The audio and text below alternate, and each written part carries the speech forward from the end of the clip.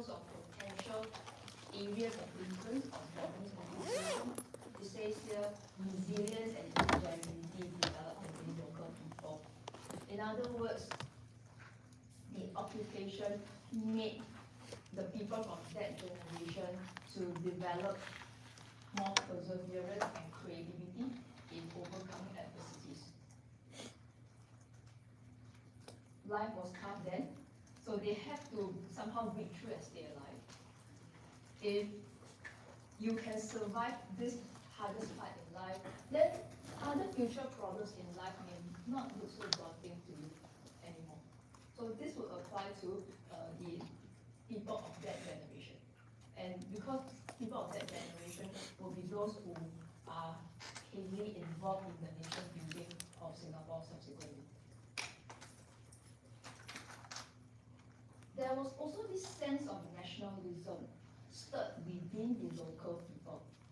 After the local people see how Japan was able to defeat British, after they see how British was unable to rule well before and after the Japanese occupation, they realized that actually the British Empire was not so invincible and powerful after all. The British Empire can be defeated. So there is this sense that it is possible to end colonialism. It is possible for people to be their own masters instead of being under British rule. So to end colonialism and to become their own masters grew to become a possible and realistic dream. People become to be more daring, they had more courage to fight for self-rule and also for independence later on. Another point related to nationalism.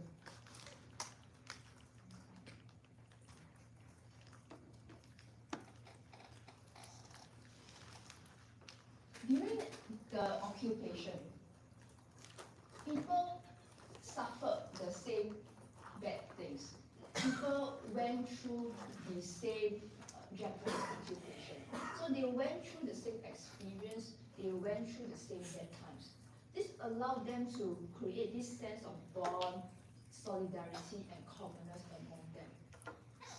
And this sense of bond, solidarity, and commonness built up nationalism within the people. In other words, people become to have more comradeship. They have more identity with one another. They start to acknowledge and recognize that we can be one community ourselves. Perhaps that community will become a country later on. In the past, this sense of bond, solidarity, and commonness was not that prominent because everyone was living their own separate lives without a lot of interaction, although they are all living side by side together. So this ethnic group or this whatever group are living with their own lives. But now everyone have the same experience. They have something common between them.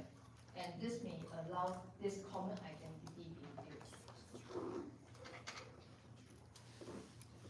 The leaders to be in future also observe how the Japanese govern Singapore at that time. So the values, policies, and visions of Japanese were like lessons to the leaders to be, were like lessons to the future leaders. Those things that looks good and useful, the future leaders would try to apply them when they govern Singapore later on. So for example, the Japanese typically accord strong respect and deference to authority. And the Japanese preferred direct rule, unlike indirect rule by the British. So in relation, the Singapore pioneer government would adopt a more authoritarian and paternalistic kind of style of governance, which we will talk a bit more later on. However, when we say that the people in Singapore defer to authority, this difference is not because the people are scared of the leaders. This difference is more of a social contract between the government and the people in exchange of public interest, public benefit. So it is like the people are willing to obey the government, to be controlled by the government, because they feel that this will allow the government to work better and more easily and hence create more benefit for the country. In any case, the government fails to uplift this belief and expectation one day, the difference of people may drop, the behavior of people may change. It applies to last time, it applies to today as well. Then we also know that the Japanese are very thorough in their work, so it may also influence the pioneer Singapore government to engage in more detailed and more long-term planning in their governance, which we will see later on.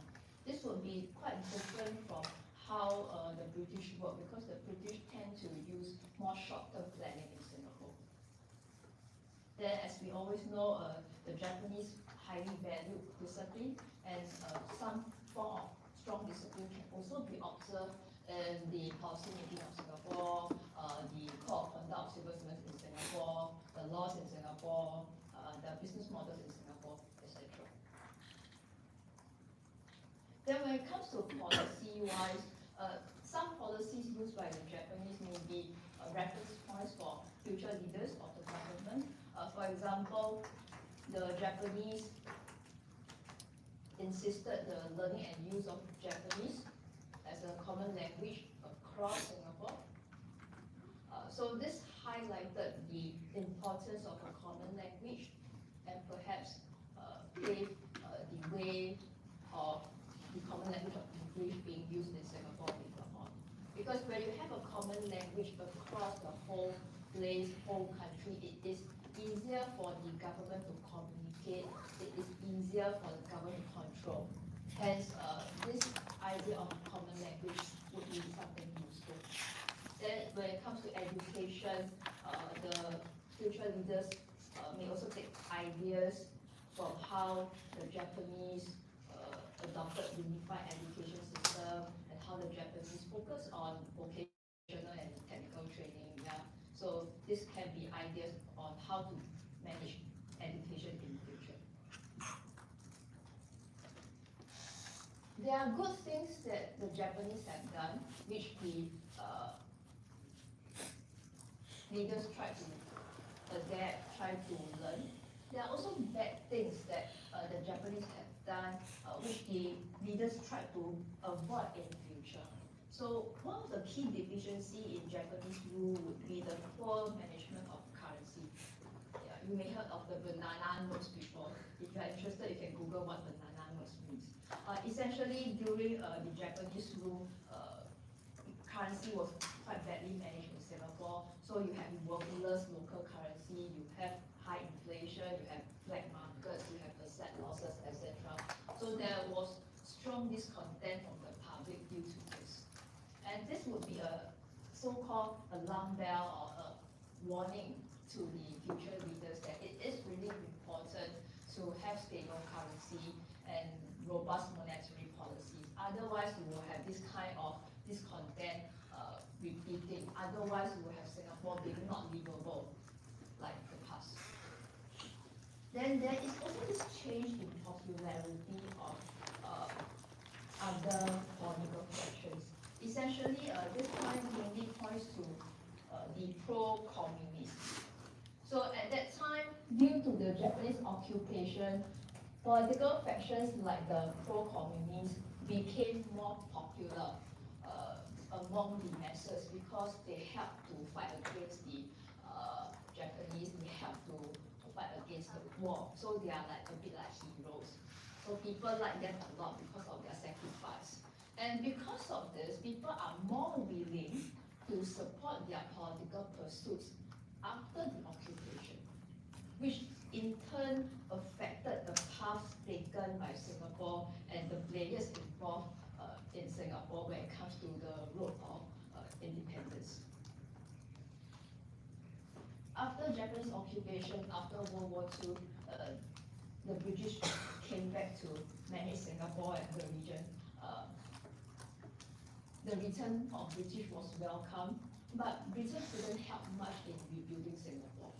So there was not much strong ability to rebuild Singapore after the war, mainly because Britain was having financial difficulties after the war. Britain also had to rebuild herself in Europe. Britain also had to rebuild other territories elsewhere. A lot of places to rebuild, but very little money left in their reserves. So this would be a challenge. The British was also not as respected as before in Singapore, and this notion applies to other Western powers colonizing Southeast Asia in general. So in general, the Western powers would not be respected as before in Southeast Asia because of the people in Southeast Asia witnessing what happened during World War II. They had less regard and less confidence in the Western powers. After the war, Britain tried to do some reorganization of territories. So this is a general summary of what happened, in case the textbook or readings confuse you a bit. So after the war, there was no more such thing as Strait settlements. Strait settlements was disbanded, was gone. Instead, Penang and Malacca joined the other Malay states to become one entity. Then Singapore became one entity by herself. Initially, this entity in the Malay Peninsula was in the form of Malayan Union.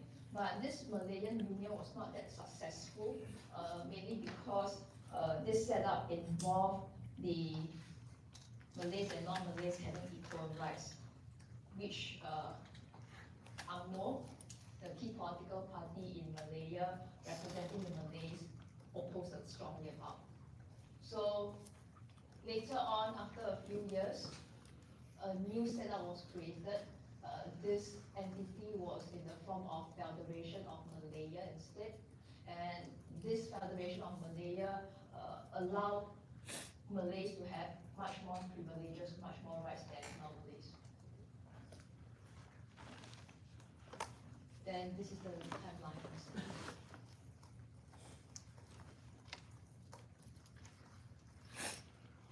From then on, Singapore became a separate colony by herself. So she was not under Strait settlements, she's not under any other thing, she is a colony by herself.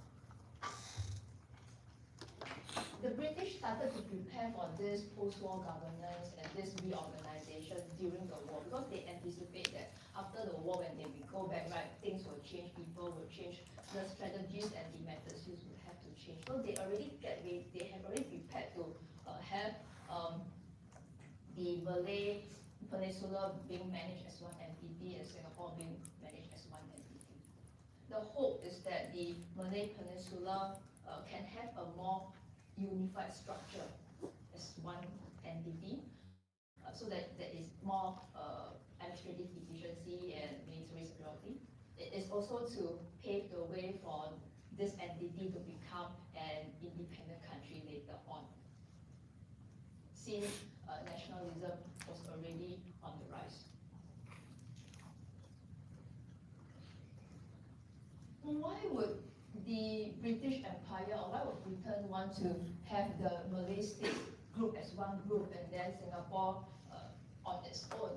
There are various reasons, mainly because it was already a complex situation to handle the Malay states by themselves.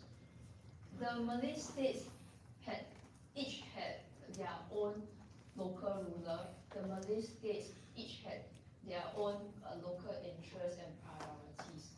So it would be a headache to reconcile these Malay states, to make them come together as one entity. So why do you want to create more headache by adding Singapore into the picture? So it's better to make a clean cut, we settle the Malay states as one entity, then we settle Singapore separately. Furthermore, the population profile of the Malay states and the population profile of Singapore were very different. And these strong differences can lead to a aggressive clashes between people, between governments. Yeah. Singapore population was mainly made up of migrants and Chinese, whereas Malay states were mainly made up of natives and Malays. So if they come together, you will imagine that there will be clashes between people, especially since the Malay leaders and the Malay people wanted to retain Malay dominance in rights and privileges.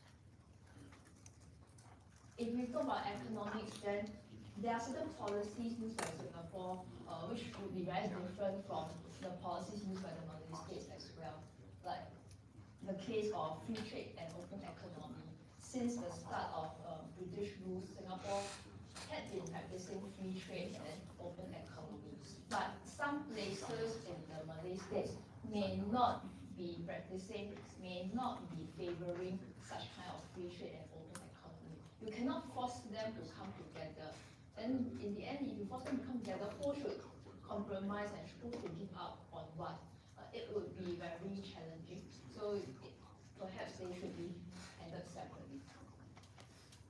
Besides, Singapore was a crucial center for Britain to coordinate policy and activity in Southeast Asia.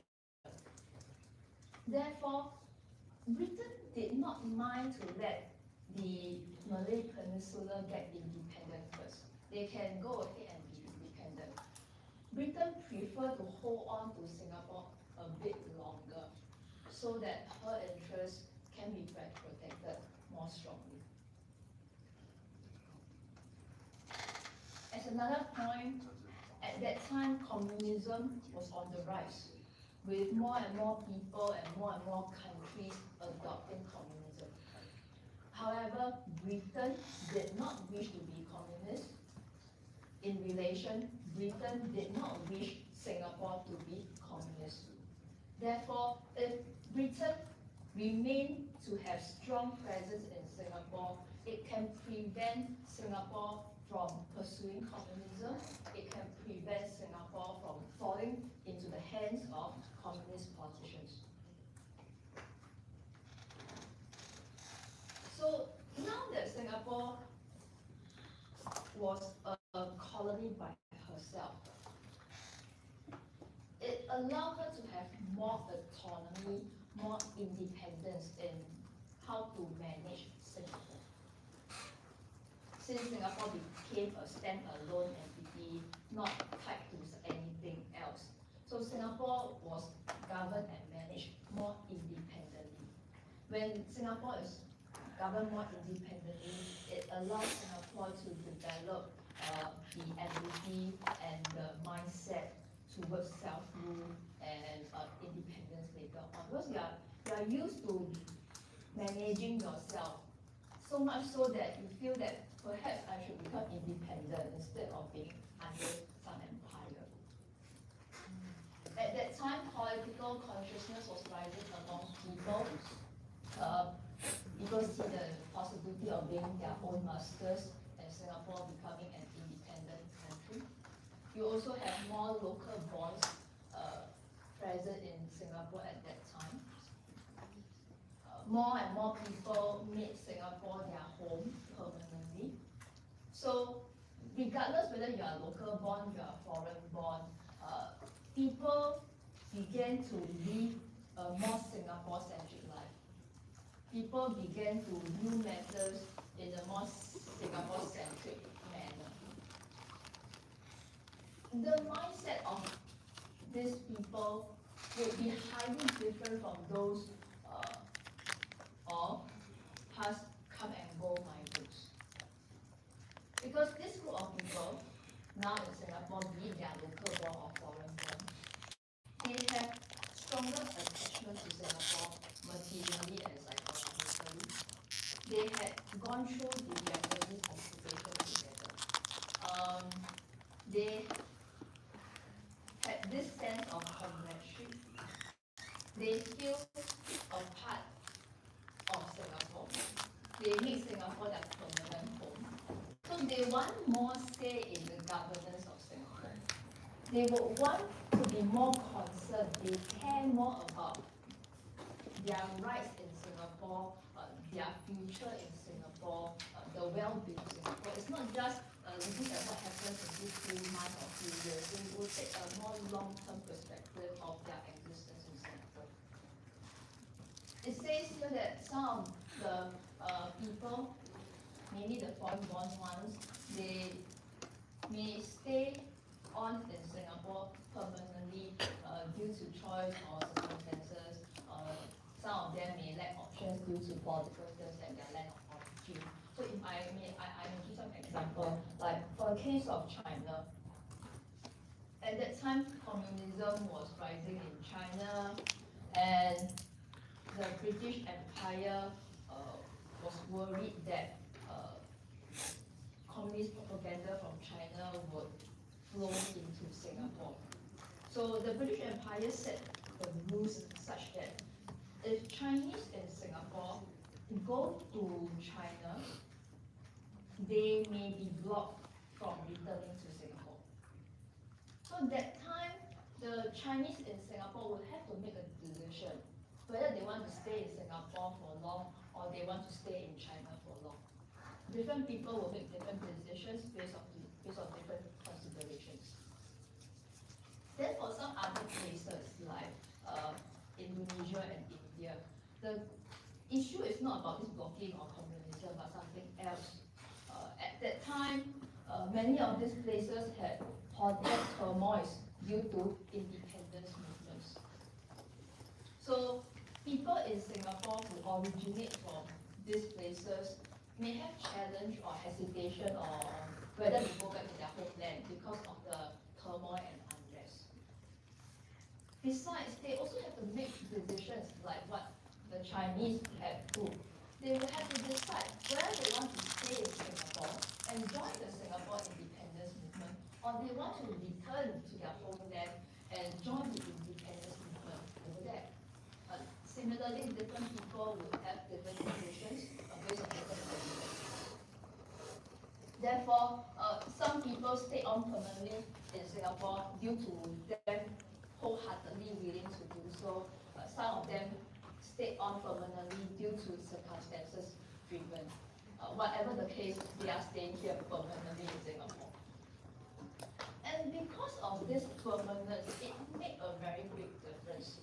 The evolution from a transient community to a permanent community led to dramatic consequences. Consequences on the place, consequences on the people, consequences on the policies. Because if you are rooted here, you want to stay here permanently, you have attachment here, you will need a home in Singapore, not just a house, not just a hotel. So many things in governance would have to change to fit this new mindset. People will care about long-term housing now. People will need long-term housing because they are going to stay here for life. In the past, when they are temporary migrants, they may simply just rent a room or rent a bed for a few years to work here, and then they will go home to their homeland. So they don't care that much about housing sustainability or housing quality. But now they care because they are going to stay here for a long time until they die. They care about education now. They need education now because they are going to bear and raise children in Singapore. In the past, when they are temporary migrants, this would not be a concern because they don't intend to get married here, they don't intend to set up family here. So education for kids will be something very irrelevant to them, but now it becomes very relevant. They will want to have social services and social protection. They will want rights for themselves. They want rights for Singapore. They want Singapore to have a stand and have a place in the world because they want to be here forever. They want to have a say in how Singapore is run because they're going to stay here forever. And what happens in Singapore will have that impact on them on a daily basis. Besides, they have their life aspirations in Singapore now. With all their assets, all their career, and all their everything based in Singapore. They would want Singapore to be well. If Singapore fails to be well, they would also not be well. Therefore, it is more likely for them to help and chip in to make Singapore well. They would want to contribute to the growth of Singapore. In the past, when they are temporary migrants, when Singapore was not well, they would just pack their bags and leave and go to another place that has nicer prospects. But now to them, whether Singapore is good or not, whether Singapore is surviving or not, it would tie to their own well-being. So it will have a lot of changes on how you do policies, how you govern people, when the people mindset and people strategy is different. Okay. So next, we will move on to talk about some political play in Singapore at that time. Before that, I will do some disclaimer and do some general mention of political concepts. The political details, interpretations, and alternative dilemmas, blah, blah, blah, are not covered in this module because this is not the focus of this module. You can learn more about this in other modules if you're interested in other modules. If you are keen to know more by personal reading, then here are some books recommended. They are from NUS Press. Yeah, they will cover different angles. So, for example, this book would follow the conventional narrative closer. This one would follow the conventional narrative further. This one will be somewhere in between. So depending on what you like, where you stand, you may want to see different perspectives. Then I have some highlight at the bottom here in the box. At that time, there were many groups of political players involved. And there will be certain names or certain labels given to the groups. So some of them will be called communists, some of them will be called liberals, some of them will be called moderates. These names or labels given are meant to be a form of differentiation so that it's easier for us to know who are being referred to. But we must be mindful that this choice of label or name may not be fully suitable or may not be fully agreeable. In other words, you call these people communists, some people may disagree. You call these people liberals, some people may disagree. So take it as these labels are names to differentiate people. You agree or not agree, that is another story. But at least we have some name, right? We can differentiate, like we're talking about this and that. Apart from the choice of label being debatable, when a group is labeled with an ideology, it does not mean that everything done by that group is related to that ideology. In other words, it does not mean that everything done by communists is related to communism. Many people do things for various reasons. Human beings do things for different reasons. So please do not lump and equate things so simplistically. Okay? Yeah. Then later on you will hear words like communist or communism. We will not talk about what communist is here. We will not dwell on whether communism is good or bad here because this is not the purpose of this module. Communism is one of the many ideologies present in the world. You can take ideology as a set of beliefs and theories on how government or society or economy should operate. So if I can give some examples of ideologies. Communism, socialism, capitalism, they are ideologies related to resource distribution, resource ownership, economic drivers, etc. Then ideologies like monarchy, oligarchy, democracy, they are more related to which type of leaders are being used, whether people have a choice in their leaders, etc. So you have different sets, you have different types. naturally, some people like certain ideology, other people like other ideology. So when people have differences in ideologies, they may end up clashing with each other. They may end up fighting with each other. Moving further on ideology, within an ideology itself, so within communism, socialism, capitalism, or whatever, within an ideology itself, there can be many versions. Version 1, 2, 3, 4, 5, blah, blah, blah. So you may support version 1, I may support version 3. So we may not be supporting exactly the same thing. Then within a version itself, there will be many principles, many points. So some people may support all the points, some people may only support one or few points in a partial manner. So essentially, this is trying to say that even people being labeled with one ideology, they may not be believing exactly the same things, they may not be behaving in exactly the same way.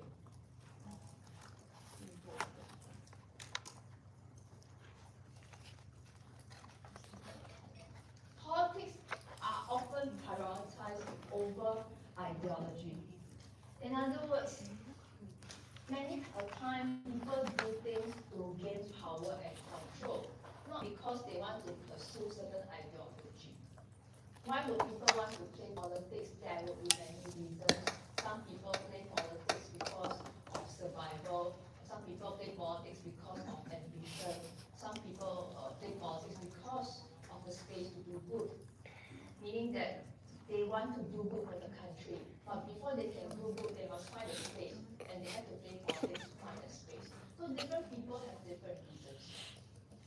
The winners and losers of political plays always interpret what happened differently. The winners will say that they are on the right side and they are the saviors. The losers will say that they are suppressed and they face injustice. So we have to see things in an open mind. I would encourage you to look at things in a more open mind without fixating on a particular narrative. Besides, I know that many BTech students come from countries of communist origins. So I do not want to feel uncomfortable unnecessarily. It is understandable that different countries would have different preferences in ideology and they would take different paths in their political roles. Okay, with that we will move on to talk about some political plays in Malaysia and Singapore at that time. At that time, there was an ideological dilemma faced by the Chinese in Malaya and Singapore. The situation was such that their land of origin and their land of residence preferred different ideologies. So these people were caught in a bind as to which ideology to support, which ideology to believe. They would have this conflict, and this conflict would be valid due to circumstances. At that time, communism was being adopted by China, and the Chinese in Malaya and Singapore received substantial influence and information from China. But at the same time, Britain and the Malay states did not want to have communism in Malaya and Singapore. So these people are like caught in between, they are torn over which side to stand. There will be valid reasons to choose either side to stand. So you are caught like, should I do this, should I do that, should I believe in this more or should I believe in that more? You are a bit stuck, you are not so sure which side to go. And during that time, the communist movement started to grow and spread to the areas of Malaya and also Singapore.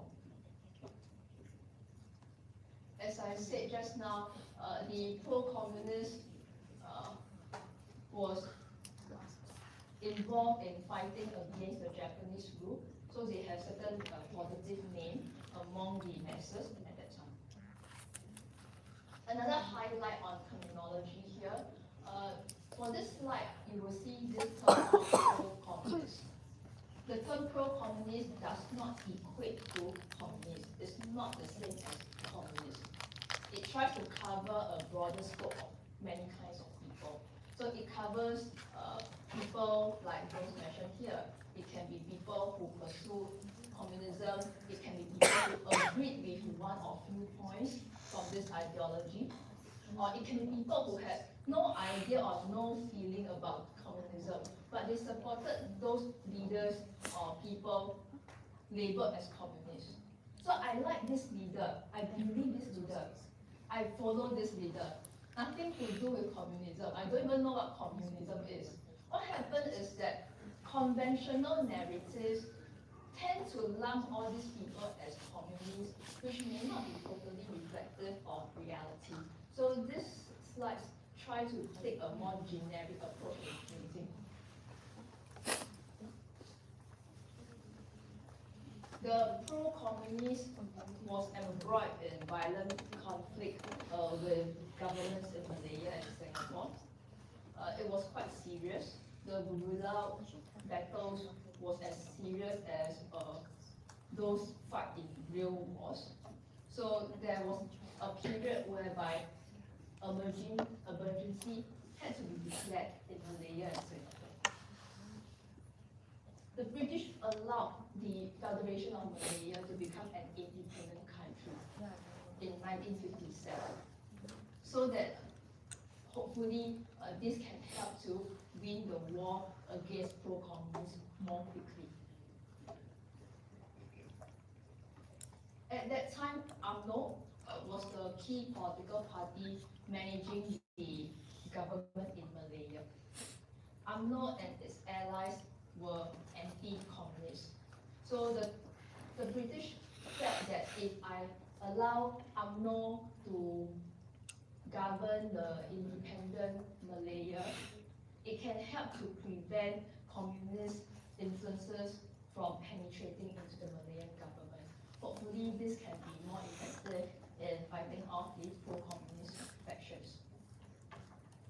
With tough crackdowns against the pro-communists in Malaya, we also have more of these people expanding their reach and presence in Singapore.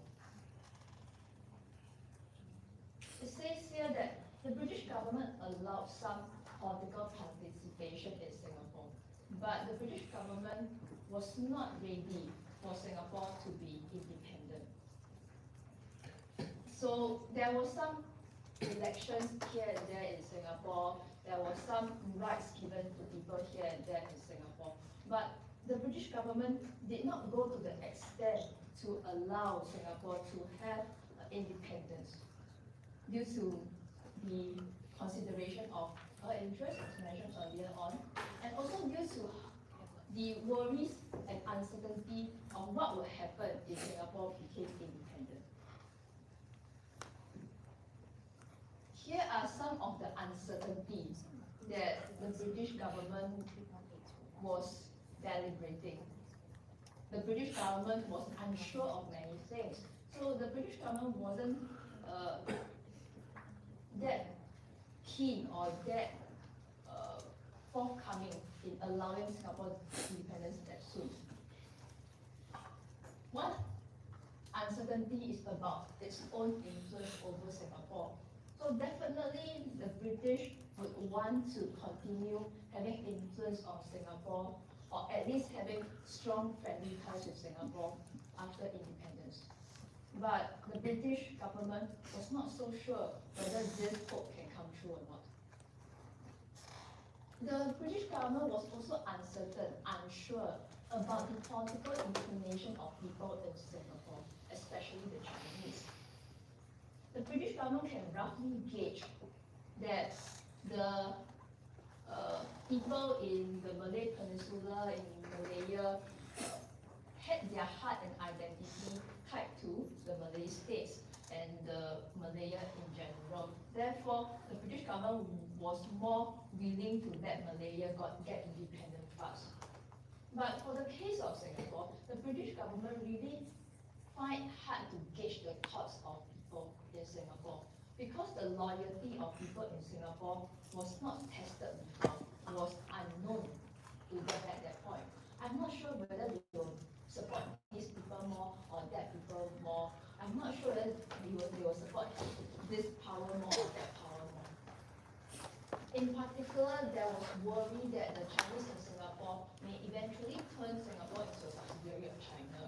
So there will be worry that what will happen if I let Singapore become independent, will it float towards China or will it float towards Malaysia or it will float towards other powers instead? That would be concern. There was also uncertainty about Singapore's ability to survive as one country, a single country. As we said that Singapore is small without an internal bank. Can Singapore really survive as a country by herself? It will do no one good if Singapore was left to float alone and then drown and die. So you have to consider several factors. The adults in Singapore at that time were largely not born in Singapore, yet they were politically conscious due to what they see around the world in other places. In Singapore at that time, voting in political elections was voluntary, meaning that if you are interested in voting and if you are an eligible voter, then you have to go to register yourself and say, I want to be part of the voting list. But most people would not bother to go to register themselves as voters, especially those from lower working class. They would not understand what elections are. They would not see the value of voting. Hence, you can imagine that political participation was relatively small at the time in Singapore. But things changed in 1955. So 1955 is a landmark year. This was the time whereby Randall Constitution was introduced. With the introduction of Randall Constitution, there was a set of new laws created. Among these new laws, the key thing to take note would be that from then on, people can vote, can elect 25 out of 32 members of Legislative Assembly. Legislative Assembly in the past is a bit like Parliament today. So you can imagine this is something like you can vote 25 members out of 32 members of Parliament. Yeah. This is significant because in the long past, all along, people can only vote a small number of members of Legislative Assembly. Most of the legislative members were appointed by the government or by other means. So if the people can only vote 8 to 9 legislative members, they would feel that this small group of people cannot do much, cannot have much impact in governments. Their voice will be very minor. The Legislative Assembly will be dominated by people appointed by the government or favored by the government. So people was not so interested in voting due to that reason as well. However, with this new law coming in, you can vote most of the people in the Legislative Assembly. People become more excited. Yeah, you have this sense that you have more people in the Legislative Assembly nominated, elected by you, then they can help to represent your concerns and voice your concerns more in the government.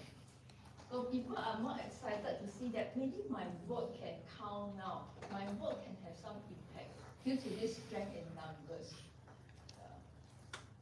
This motivated more people to go to vote because they feel that who I vote in would have more impact in voicing governance issues and impacting government issues. Furthermore, you have automatic registration of voters being implemented. No longer voting is voluntary. You will have all eligible voters being automatically registered.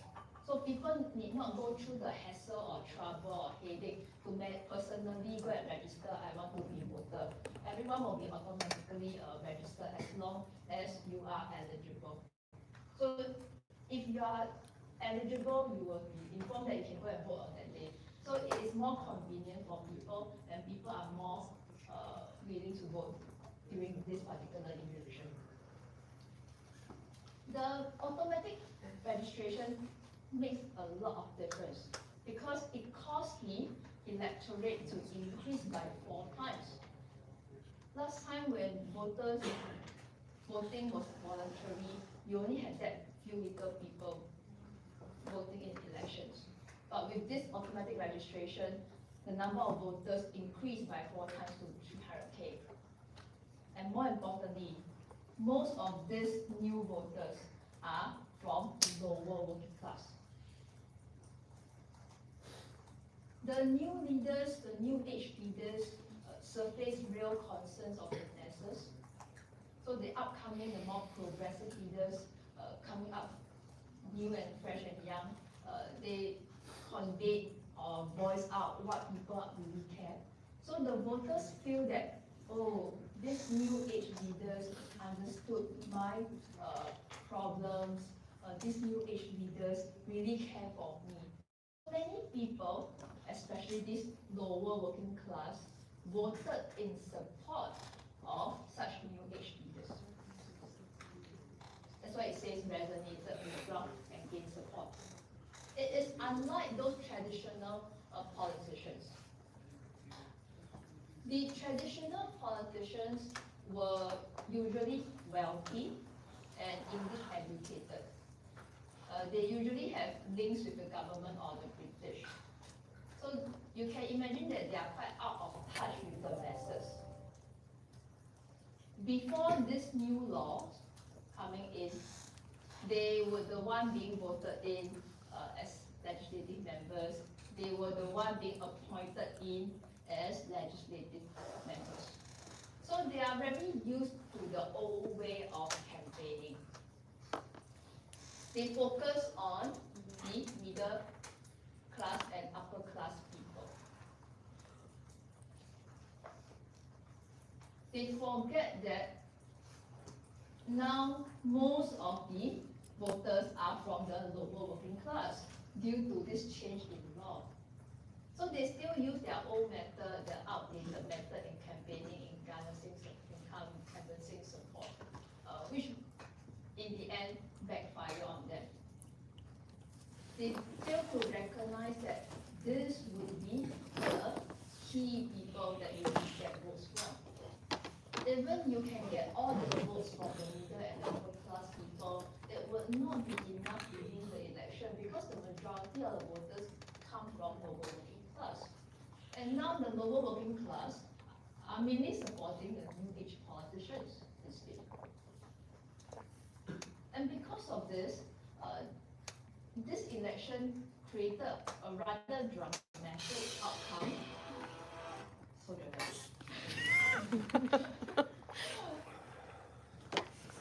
In the end, the opposition party, Labour Front, won the election. This win by Labour Front shocked everyone. It shocked the British because this result was not wanted by the British. It shocked the traditional politician because the traditional politician used to be the one winning instead. It shocked Labour Front as well because Labour Front only want to have a voice in the parliament, right? I didn't intend to be government, how to set up government. Yeah. And in fact, Labour Front only won 10 seats. And if you know that there are 32 seats present, you can win the election by having 10 seats. It means that the voting results was very divided. Yeah. So in the end, Labour Front could not form a government by itself due to the small number of seats. It had to form an alliance government with UMNO instead. David Marshall from Labour Front became the first Chief Minister of Singapore. Chief Minister is something like the precursor of Prime Minister. Then at that time, PAP came into the picture, New and Fresh as an opposition party, and PAP won 3 out of 4 seats. Just now we said that the new age politicians raised concerns that resonated with the masses. So what are the issues, what are the concerns of such masses? Here are some summary of these concerns. I think the readings will also highlight them as well. For the lower working class, really, it will be the bread and butter issues that they are more worried about. They are more concerned about filling their stomach and having a roof over their head.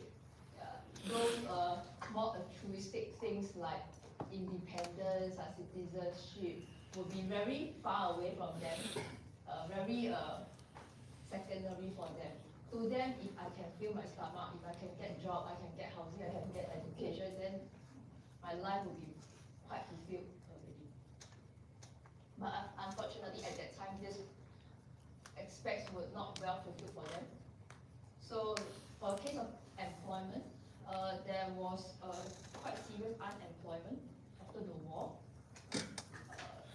There was suppressed wages, poor working conditions, poor labor rights, etc. So the lower working class wanted more improvement in employment. In terms of housing, there was a big shortage of housing for people, especially the low-cost housing for the masses. Then education was also something bugging the masses.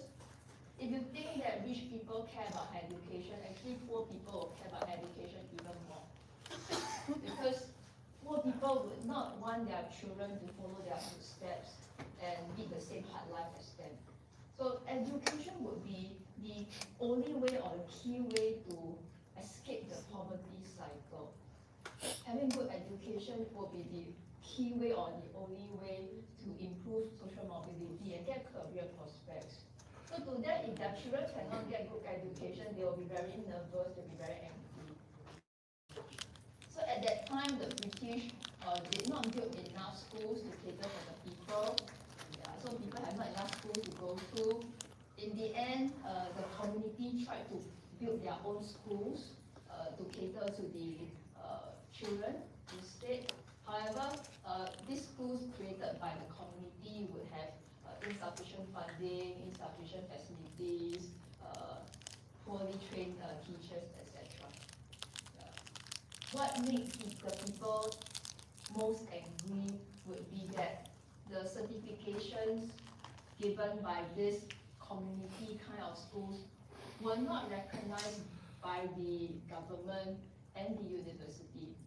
So their children study so hard, in the end, they couldn't get a place in the university, they couldn't get a job in the civil service because the certification was not recognized. Then what's the point of studying so hard?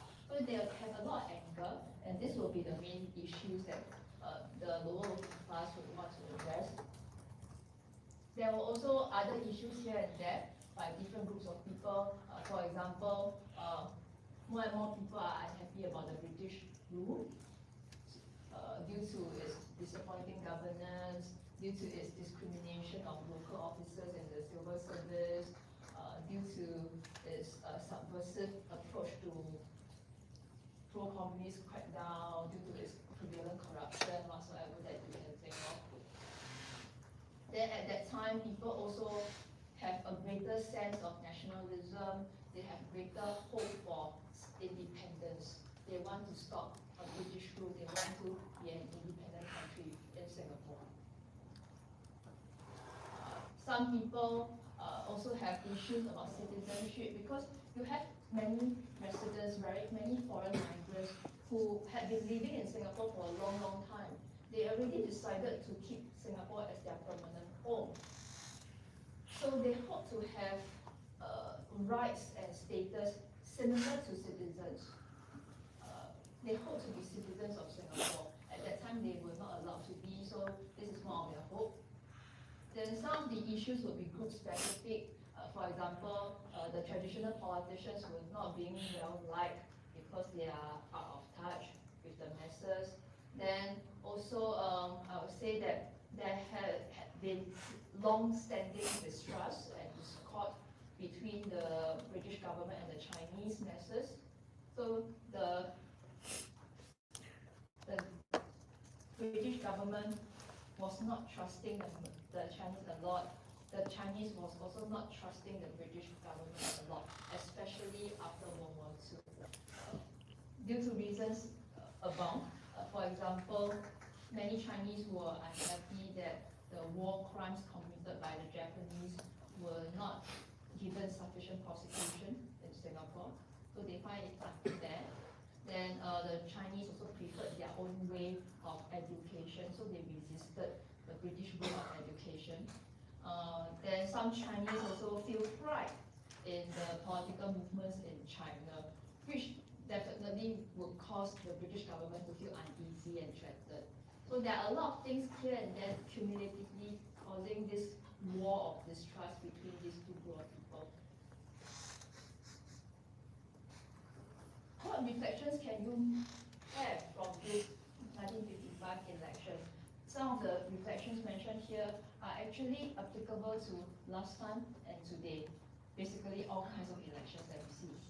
So there would be strong political value to get allegiance from the masses and to capture issues on the ground if you want to win votes. The allegiance of masses can be rational or irrational. The people may like this politician for real reason or silly reasons, never mind, it is the votes that counts. As long as you can get the votes, you win the election. If you are able to capture issues on the ground, it does not only allow you to collect more votes, it can also help you to really solve the problem of the country. And if the government can really solve the country problems, you will end up having more support, right, in the end. The population profile in Singapore at that time was complicated by diverse backgrounds and ethnicity. So you have very different people present with very different minds. Different people have different needs. Different people have different interpretations on what Singapore should be and how Singapore should gain independence. So all the conflicts due to these differences would cause clashes in voting choices and election outcomes. Charisma and common touch of individual politicians could be another key determinant in swaying votes. I think this is self-explanatory, you will know that. Many people vote for the politician, not for the party, not for the policy. Therefore, the personal ability and the star power of a person would be important if you want to win votes as well. Just now we have said that nationalism was growing in Singapore, so this would be another reiteration of possible points related to that. You have more nationalism in Singapore. One of the factors would be the loss of British invincibility in Singapore. World War II was a turning point. People realized that the British was not as invincible as they thought. It is possible to defeat the British. It is possible for someone else to be the government. So if this is the case, why can't we be the government instead? The place identity was growing in Singapore. Place identity means identity with the place, identity with Singapore. This place identity was growing due to factors as mentioned over here. So Singapore has become a separate colony by herself. Singapore was governed as a colony by herself. Because of that, she would have more independence. She would have more distinctive local governance, more distinctive local flavor, more distinctive local image that people can relate to. You can see that, oh, this is Singapore. No longer Singapore being branded as part of a certain entity or whatsoever. You have a growing number of local bonds in Singapore, so that would definitely help to increase the sense of attachment and belonging with Singapore. Even if the people are not local born, they are foreign born. they will also be more committed to Singapore now because they choose to settle down in Singapore. When you choose to do something by your own free will, you would increase your commitment to that something. You would increase your commitment to make effort for that something to work. Because it is something that you want, you value, you believe in. It's like if your parents ask you to go and study, go for school, since primary school to secondary school or whatever. To you, it's a routine. It's a routine during your growing up years. You may not be so attentive, you may not be so serious. But if you choose to study BTEC, you use your own money to study BTEC, you have your own goal. I want to do this because I want to do this. You may be more committed. I hope you are more committed. Yeah. When you want to do something because you choose to do so, you really want to do it with more commitment and effort. That's what I'm trying to say. So actually several leaders in the Singapore pioneer government were not local born, they were foreign born. But they chose to stay in Singapore for life, they chose to fight for Singapore independence, and they chose to defend Singapore's sovereignty with their heart and soul. I think these others will be representative of what we have said just now. This part will be an additional point. Singapore feel more nationalism also because they see other countries getting independent one by one. If all my neighbors are becoming independent country, why shouldn't Singapore be an independent country as well? Just now we have mentioned about New Age leaders. So here are some examples of their so-called New Age leaders and their common attributes. These four would come from PAP, these two would come from Labour Front. But collectively, they have some similarities. They all feel strongly about Singapore. They have identity with Singapore. They are smart people who are well educated. They saw the weaker side of Britain when they are in Singapore and when they are in Britain. Because most of them studied in Britain. They experienced the good and bad of Japanese occupation. And they also witnessed how other Southeast Asian countries got independent, which motivated them to do so as well. Okay, with that, we shall take a short break. We'll come back around 10, 15 seconds.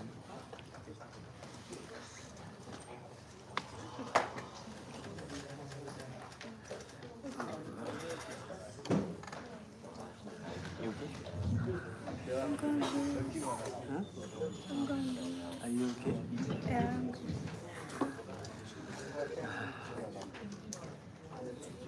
This useless. I'm gonna lose.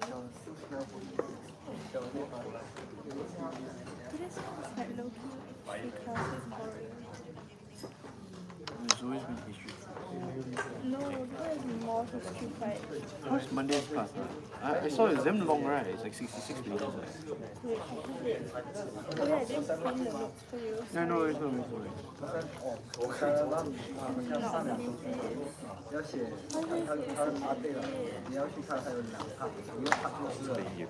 Yeah.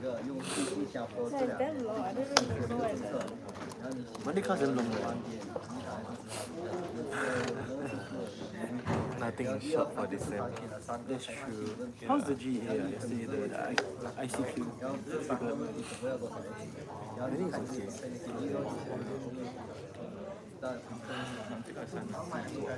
I gotta do on Friday. I can send you.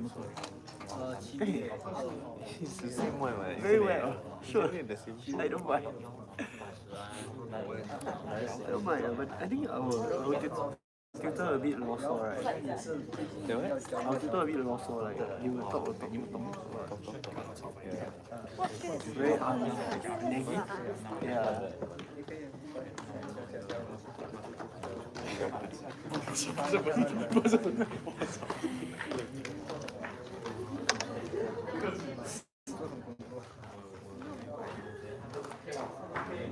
Today, Monday, Tuesday, Wednesday, this entire week got like 3 lessons. Let me on my AirDrop. Shall airdrop you? How do I... Wait, let me take out my computer. Easier. Alright. Yeah.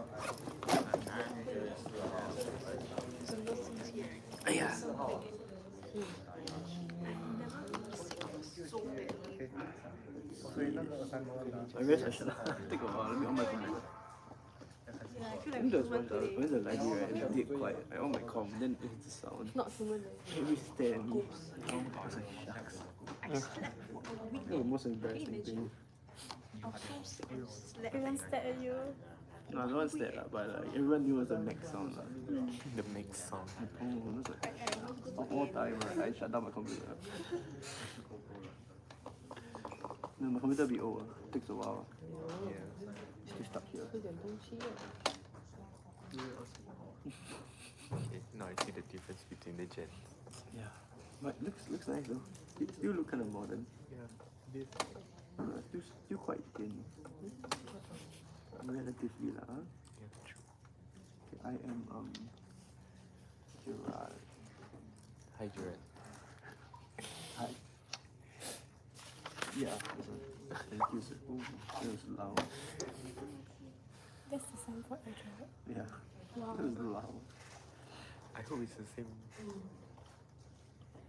I keep seeing. Maybe I keep seeing. Yeah, it's okay. Never mind. I will take a look lah. Yeah.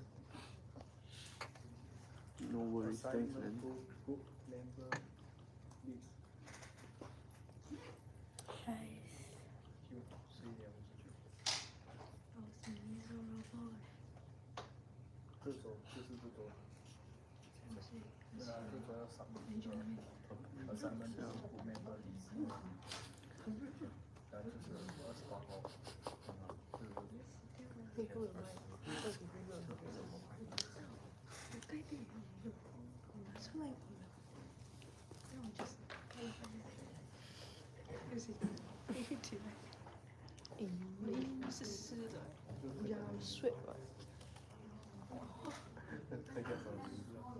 It takes forever to shut down also. The what? It takes forever to shut down now. Like, it's considerably like taking a longer time nowadays. I guess it's time lah. As long as it works. Yeah, true.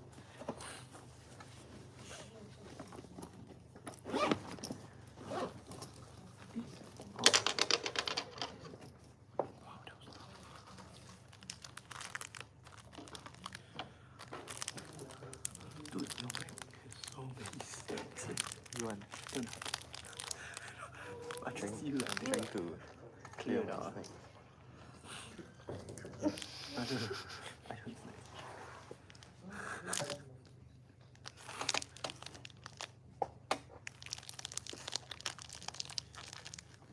I should not come to one class. I hope somebody record. You don't cut that record. You let me know. Right? Maybe next week. Next week. No, I'll be coming. You let me know what day lah. Don't next week got one Got one next week. session. Yeah. Oh yeah, no Wednesday. Like Wednesday. Then after that, After this one. it's Monday, 5th of June. 7. Hey, next week is Monday. Are you supposed to come out? Excited or not? Is it Monday? You are excited? Anything, man. Why not? I've been waiting to know what. I don't care. I can change whatever happens. Actually quite true. Yeah. That's why I don't know what everyone scared. Something is scared. Just face it. Earlier face it, earlier enjoy it. Yeah, that's why I hate the freaking long day.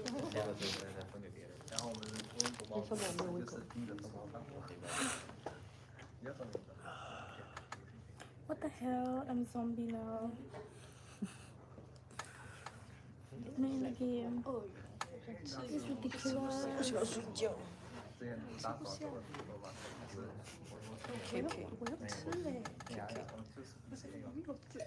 我要吃嘞。So the grouping how? I don't know eh. How ah? The grouping. Eh shit. I don't know. What do you guys think?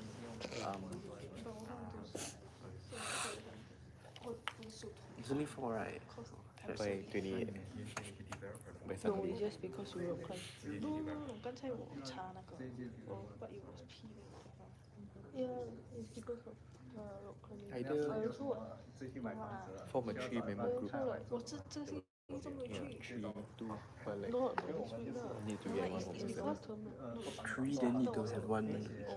No, no, we wait Oh, don't break it 你今天抓我的手哦你的手没有disturb 了那就等你看我的看的手是不是不一样 no, like I think some of the some of my things are like do one. 手是这样愣着就每个手这样出来 I heard the crack like so loud. 胃痛那手给 So 我 embarrassing. 他也是愣着没有因为我的手都是 I heard it, bro. You heard it, right? It's like a crack. I was like, I can see it yeah, I cannot see it. 没有他讲我手粗我手是粗的 it's like 很粗对啊 epoxy. no Bring for your it's house. born with it ，bro, the best thing is masking tape. 老人那种手是折折的 Plasters, right? 鸡爪 OK 啦那个我还变老了那个是什么 Who bend it? Imagine the maintenance guy come. 碰到 Oh, what the hell? Hey, you put something. I'm sorry. 现在死掉了 I tried to break if 啊不是讲 if I know this person know you. I hope he help lah. It works on me lah. 不 I 会 know 变 it 老 works 了 on this 不 thing. 是会变老哦死掉了死掉了没有 OK 哇还活着 If we 这个死掉了死在 KL three to, then we need to find someone. 我好玩的他也好玩吗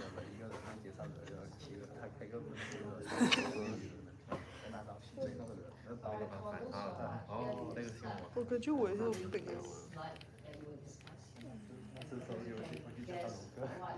choice to make, like who shall be the head of state in Singapore, who shall be the head of government in Singapore, etc.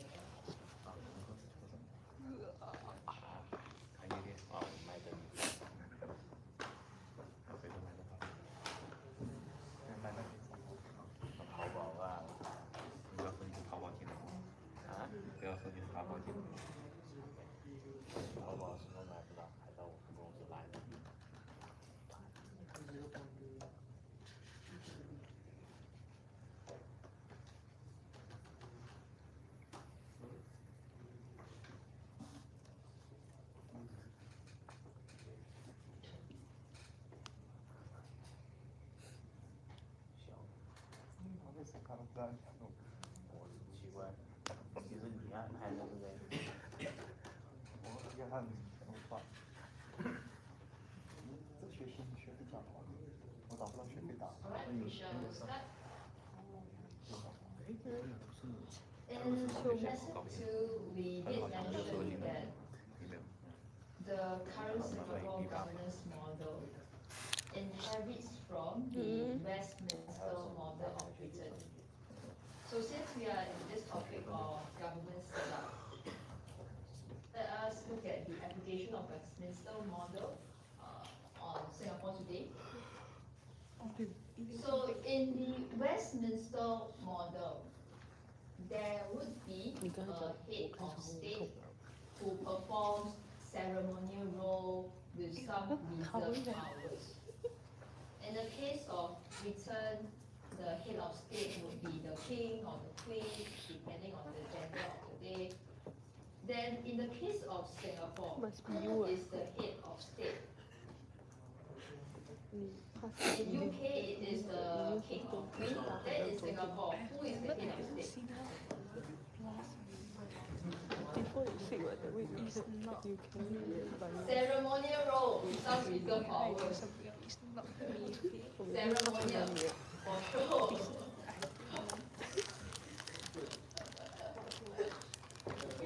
Which leader is more for sure? President, is it? President. President. Yes, president. So in Singapore, the head of state would be the president. She's cute though. Actually, for many countries, their head As in, Good, of good money. Yeah. 2 million. they follow Good the money. Westminster model. I The like head of state will be president or the king of queen, depending on what the country is. In the Westminster model, the head of government is the one who is the most powerful. Hey, why The you head of contradicting government yourself? leads Don't the sleep and just sleep. executive branch Why of you state. saying about? In simple layman terms, we will call the executive branch as the government. So this person is the leader of the government. In the case of Singapore, who is the head of government? Shafiq. Okay, Prime Minister. Yeah. What? So Shafiq the lah. head of government, the head Next of time I- executive Ah, branch will be remember me, the ah. Prime Minister. This guy will be the Remember most me. powerful guy in government of the country. Hire me, just give me a random thing. I think I'm Then not in this model, you will Okay, have okay, three okay. branches. The executive branch, legislative branch, You help and me the run judicial ChatGPT. branch. I make sure ChatGPT running properly. Actually, other Most of the time at home, systems work from in home. other countries would often have these three branches as well. However, the exact design will differ with country. In the case of Westminster model, the three branches will be designed in this way. The other countries will be designed in some other way. So the executive branch would be the entity or institutions directing government decisions and actions and law implementation. So what is the executive branch in Singapore called? Or who is the one who is managing the executive branch? No, I We have already mentioned it just now as a who. So the executive branch in Singapore So would be early. the government. Where got every time? And the cabinet of ministers I scared cannot would be get the enough of it. people You everything directing the eight hours, decisions so yeah. and implementations. Cause Then can find within other this answer. Oh, you cabinet, search the the answer, one ah. person will be the boss. I just do until I'm lazy then I have stuff. For the Yeah, that was my first time. legislative branch, The first quiz. Second one harder. the members Second one a of bit the harder to legislature do and then do again. are Okay. elected by citizens, and their main Especially role the is to multiple approve one. laws. I have to select one. So what is the legislature I in do. I press Singapore 1 2, called? then submit wrong, then I press 1 3. Who Submit. made up the Then 1 4. legislature in Something like that. Singapore? Yeah. Yeah. Trial and error. Like. Parliament. Hmm. Different country will have different names. Some country will call it Senate, some country will call Congress. In Singapore, in Westminster model, we call it Parliament. The members of Parliament are elected by the citizens, and their main job would be to approve laws, approve budgets. The judicial branch applies laws and administers justice independently. So, which institutions represent the judiciary or the judicial branch? Supreme Court. Courts, yes. So we have many types of courts. We got the state court, we got Supreme Court, big small courts, right? So collectively, the courts would form the judiciary, and the associated judges will also form part of the judiciary. Apart from this general structure, here are some key features of the Westminster model.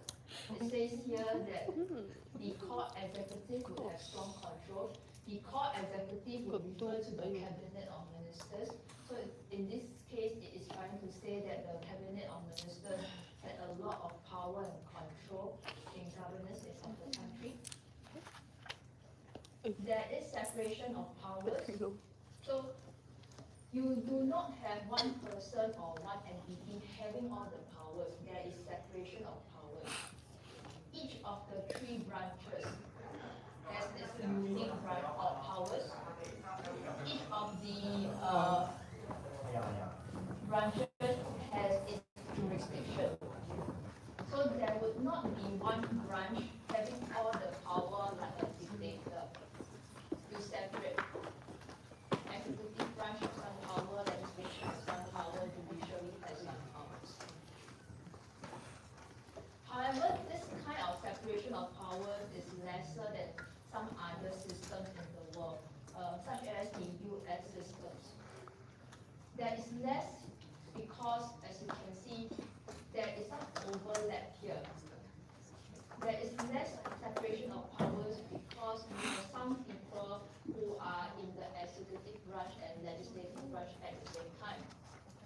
other words, you have some people who have double powers and double roles as government leaders and members of parliament. But if you look at the US system, it is very clean cut. You can either be here, here, or here. You cannot overlap. So if you are part of the legislature, you cannot be part of the government. If you are part of the judiciary, you cannot be part of the legislature. So there's no overlap. But in the Westminster model used by Singapore, you have overlap. So some people have double power, double I think roles. mine is more realistic. There are lines of accountability in some sense.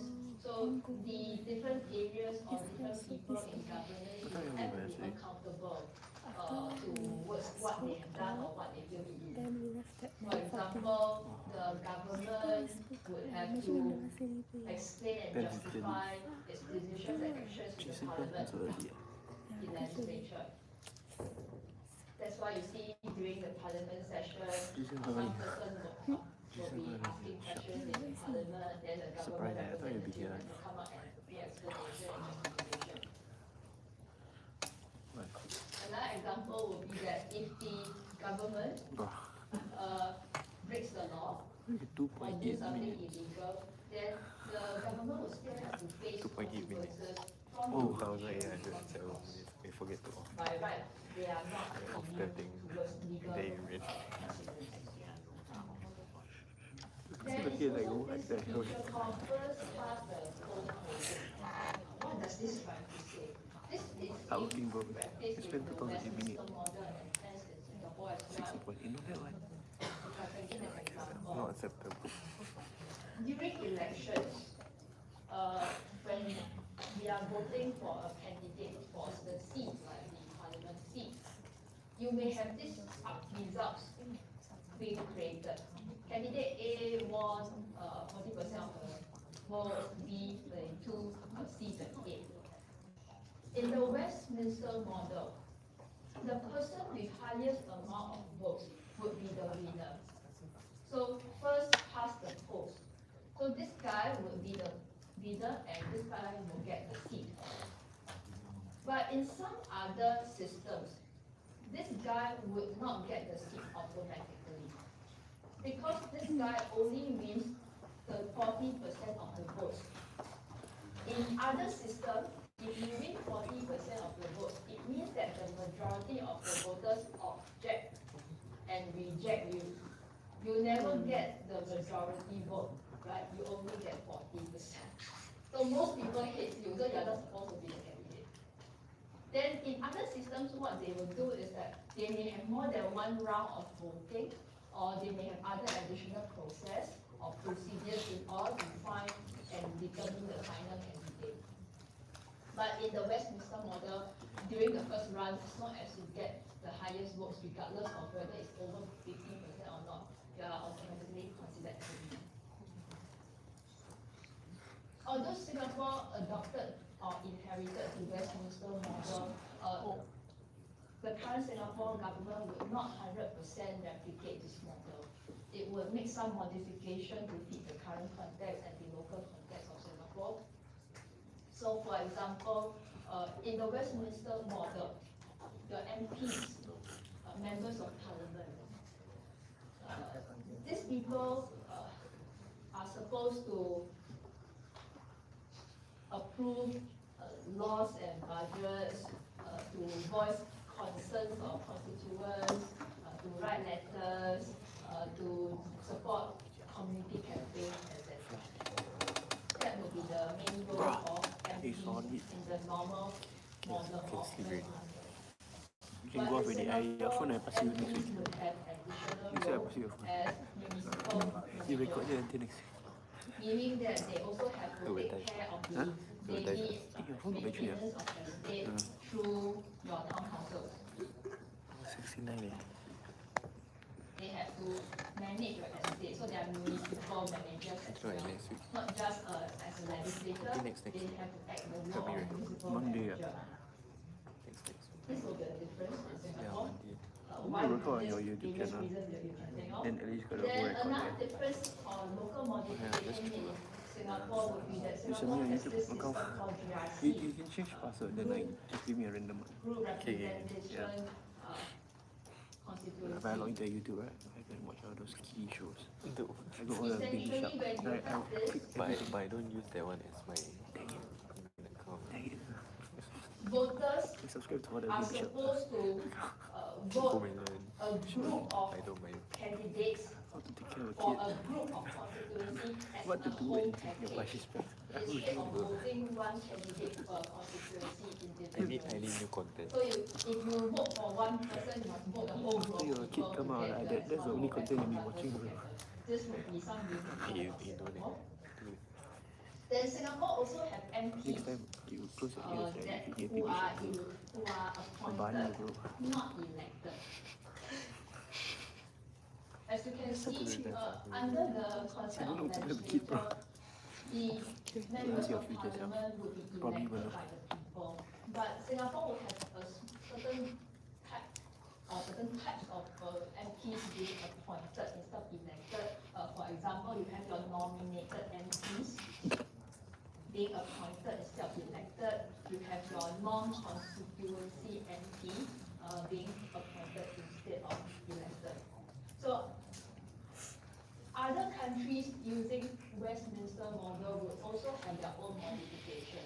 For example, Malaysia would have her own modification as well, because you want to fit the local context of that particular country, even though you try to inherit certain points here and there.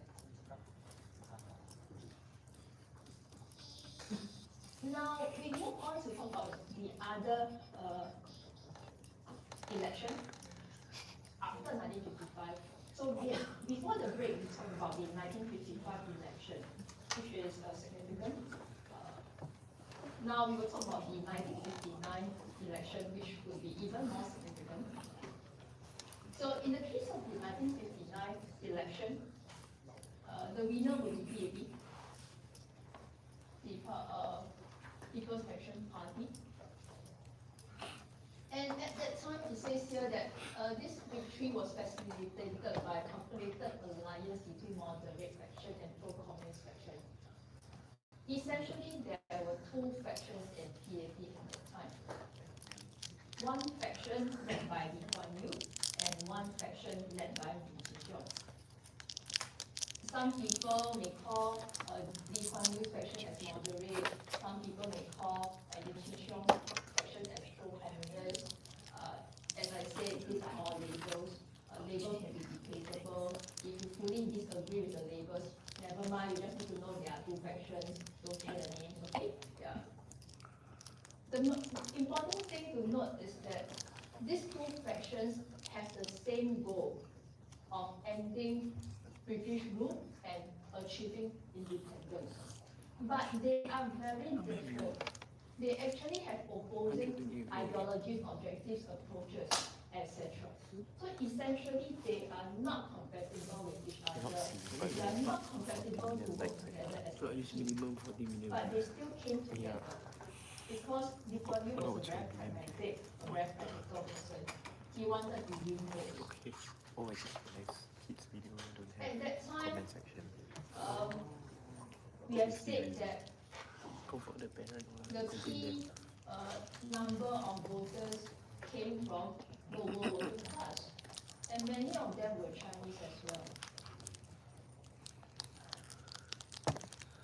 Lee Kuan Yew saw the strategic importance of getting votes from the Chinese working class, and really the pro-communist faction are the ones that can get these votes from Chinese working class because of their clout with the workers, with the unions, with the students, etc. So the idea of Lee Kuan Yew would be that it is more important to win votes now. So let us come together and win the votes. The differences between the factions, we can settle them later. And really, that's why it says here, the mass voter participation brought out the strength of the pro-communist faction because they could attract a lot of votes. At that time, there was also this new introduction of citizen law. Because of this new citizen law, you have more people being considered as citizens. So all the long-time foreign migrants who have stayed in Singapore for many years, like I think 10 years or so, they could be considered as citizens and hence they would be eligible to do voting. Because of the new citizenship law, you have many more people considered as citizens. You will also have many more people considered as voters. Therefore, the number of voters increased by a lot again. And same as the last situation, they were mainly from the lower working class. So the voter percentage from the lower working class would expand even more. Hence, it will be even more important to get votes from the lower working class.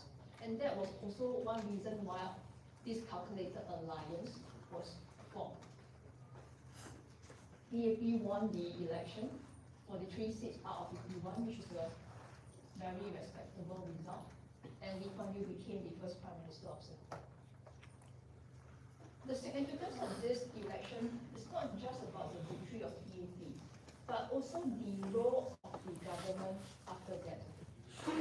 From this year onwards, the elected local government would have a lot of independence in governing Singapore, because this is the year whereby full internal self-government was formed. In other words, the PAP government would take charge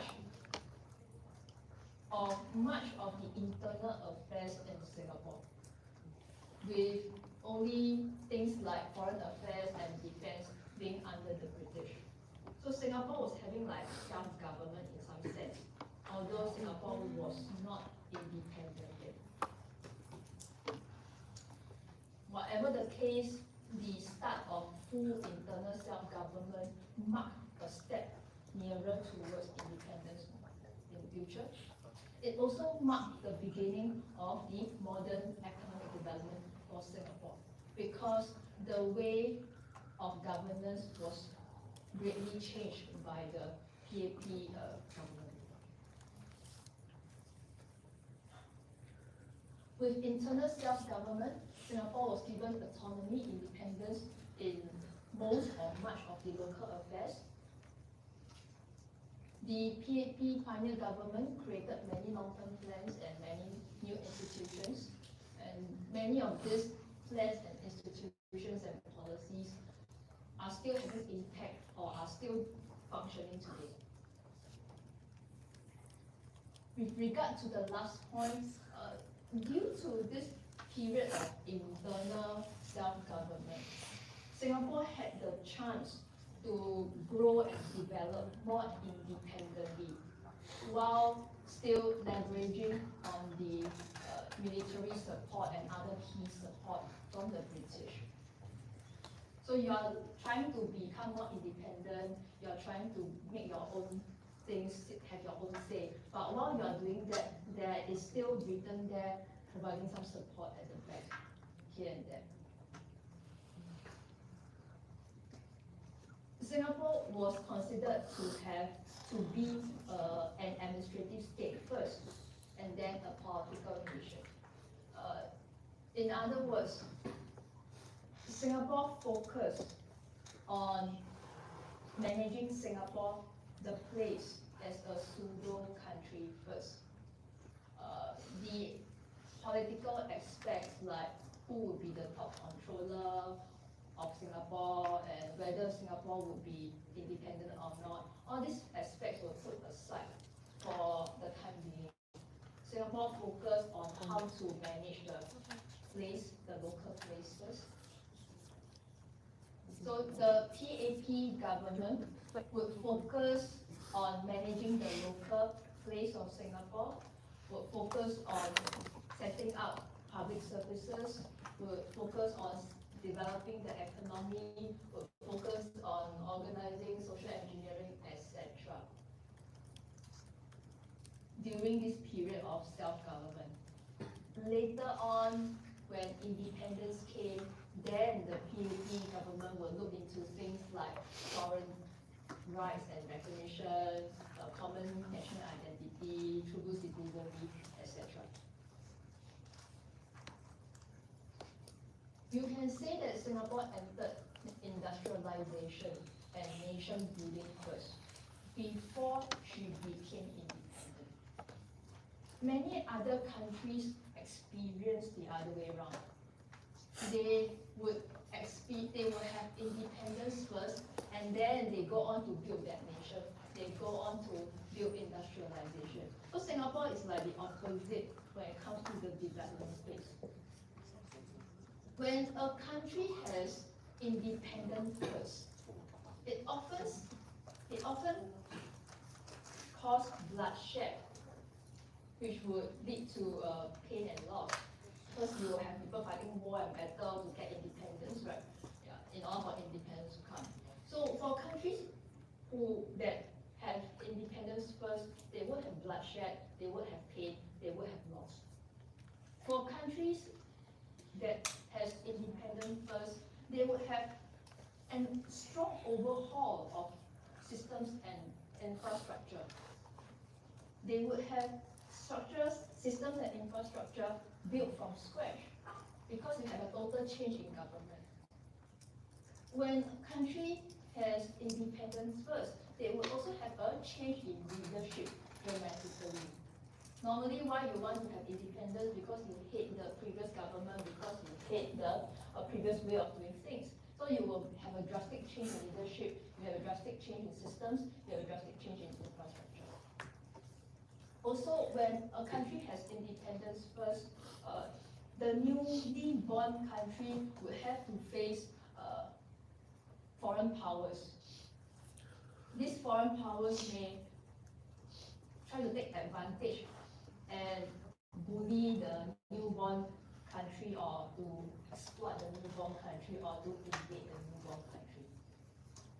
However, all these issues were not applicable seriously in Singapore, because Singapore went the other way around. Because Singapore went administrative state first, before independence, she had more time and space to build foundation for the upcoming nations. The PAP government had more time and space to build the economy and to brush up its skills as the government. Yeah, because last time the PAP pioneer government was mainly made up of lawyers, teachers, journalists, without much civil service experience. They also need time to learn how to be government. Yeah.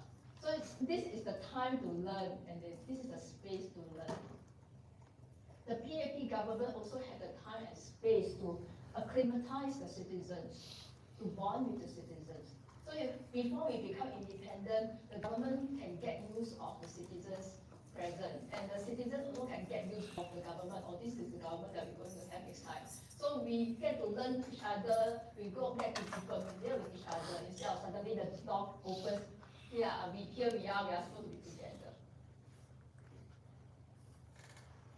So the point says that same government was in control when the Singapore was under self-government and when Singapore had become independent. So there is this continuity of systems, continuity of leadership, continuity of policies.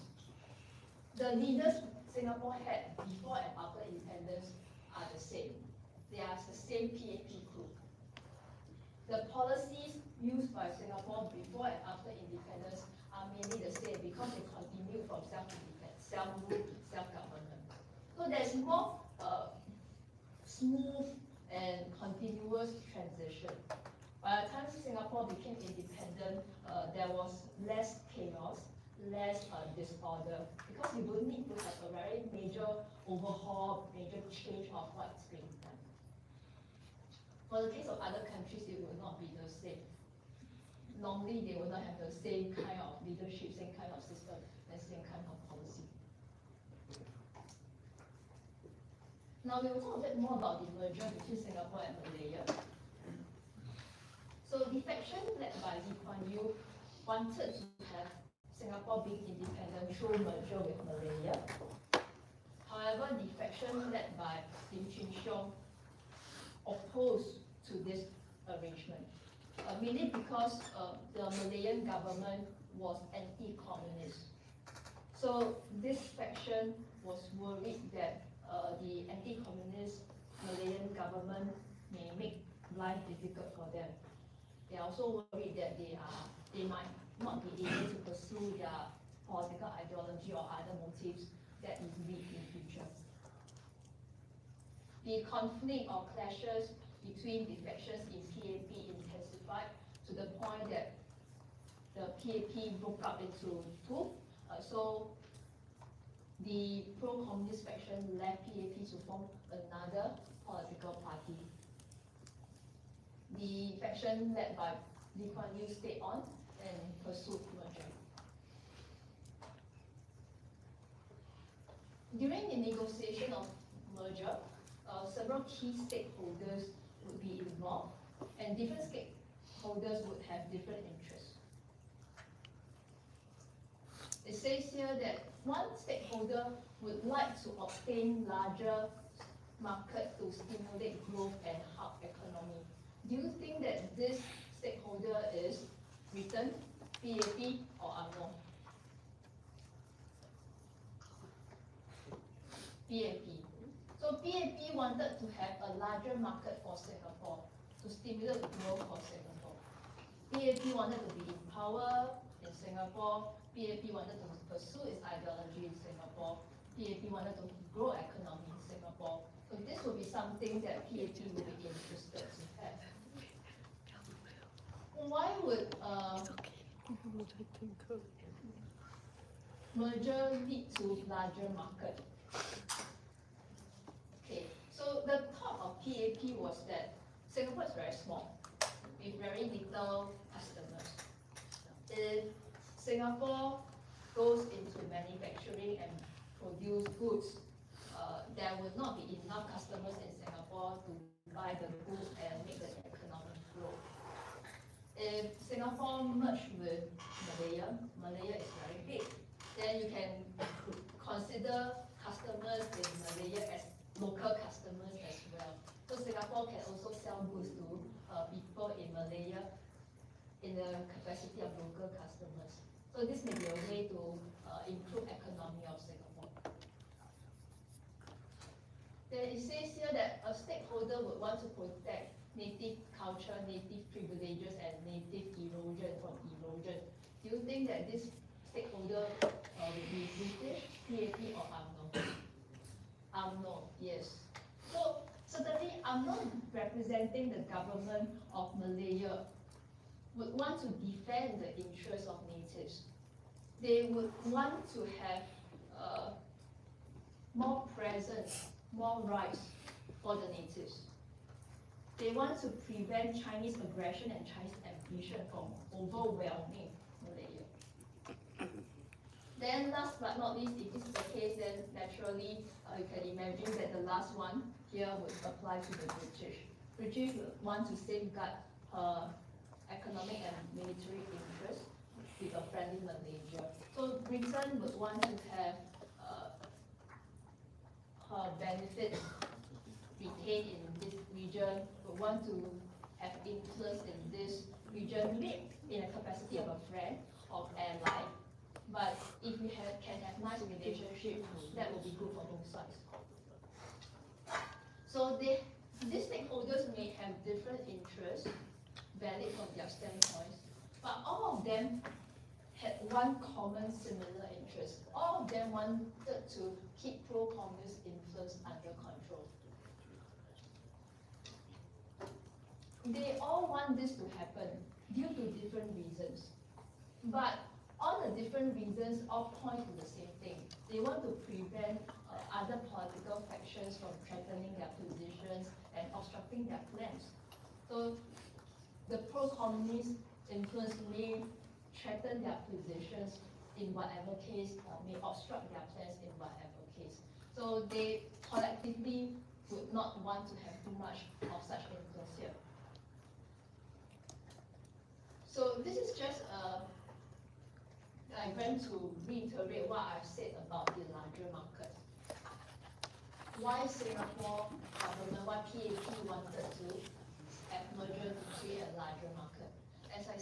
now, if you have no merger, this is Singapore, the local customer in this country will be those inside here in grey. But if this is considered as one big country, then all the people in this one big country are considered as local customers. Then you have more local customers to sell to when you create products. However, unfortunately, the negotiations for the merger were not very smooth sailing. Singapore and Malaya could not agree with some of the terms and conditions for the merger. In particular, Malaya was unwilling to give market to Singapore firms. You think from the side of Malaya, Malaya also wanted to grow her economy. Malaya also wanted to sell goods to her own people. Why would Malaya be so generous and let Singapore do business from it? If people from Malaya buy more from Singapore, people from Malaya may buy less from Malaysia. So PAP had this wishful thinking, this is good for me, but it is not good for Malaya, so Malaya will not be happy and willing to let this happen too easily. The two entities have always been competitors. I have a comment at the bottom here. When two entities have been operating separately and differently with their own interests and own preferences, it will be very difficult to combine them together as one body, just like that. Comparing between Singapore and Malaya, PAP from Singapore government would have stronger desire to have merger than UMNO from the Malayan government. So PAP would have to make this merger deal more palatable and attractive to Malaya. PAP tried to give this impression that Singapore alone would not be able to contain the pro-communist influence.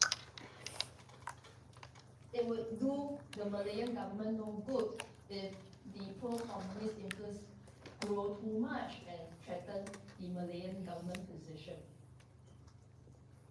However, the population profile of Singapore was a stumbling block when it comes to negotiation, because in Singapore, there was Chinese as the majority. If Singapore and Malaya merged together, the combined percentage of Chinese and the combined percentage of Malays, etc., would not be that nice and attractive to Malayan government. As shown here, if these two places are merged, the percentage of Chinese and percentage of Malays will be more on par. This would be something that the Malay leaders and Malay people would not like it, because they would prefer to have a strong Malay majority. They would prefer to have less Chinese presence. If the two entities combined would lead to Chinese having a big percentage in the population, then it will be something very uncomfortable and jeopardizing or apprehensive towards the Malay leaders and also the Malay people.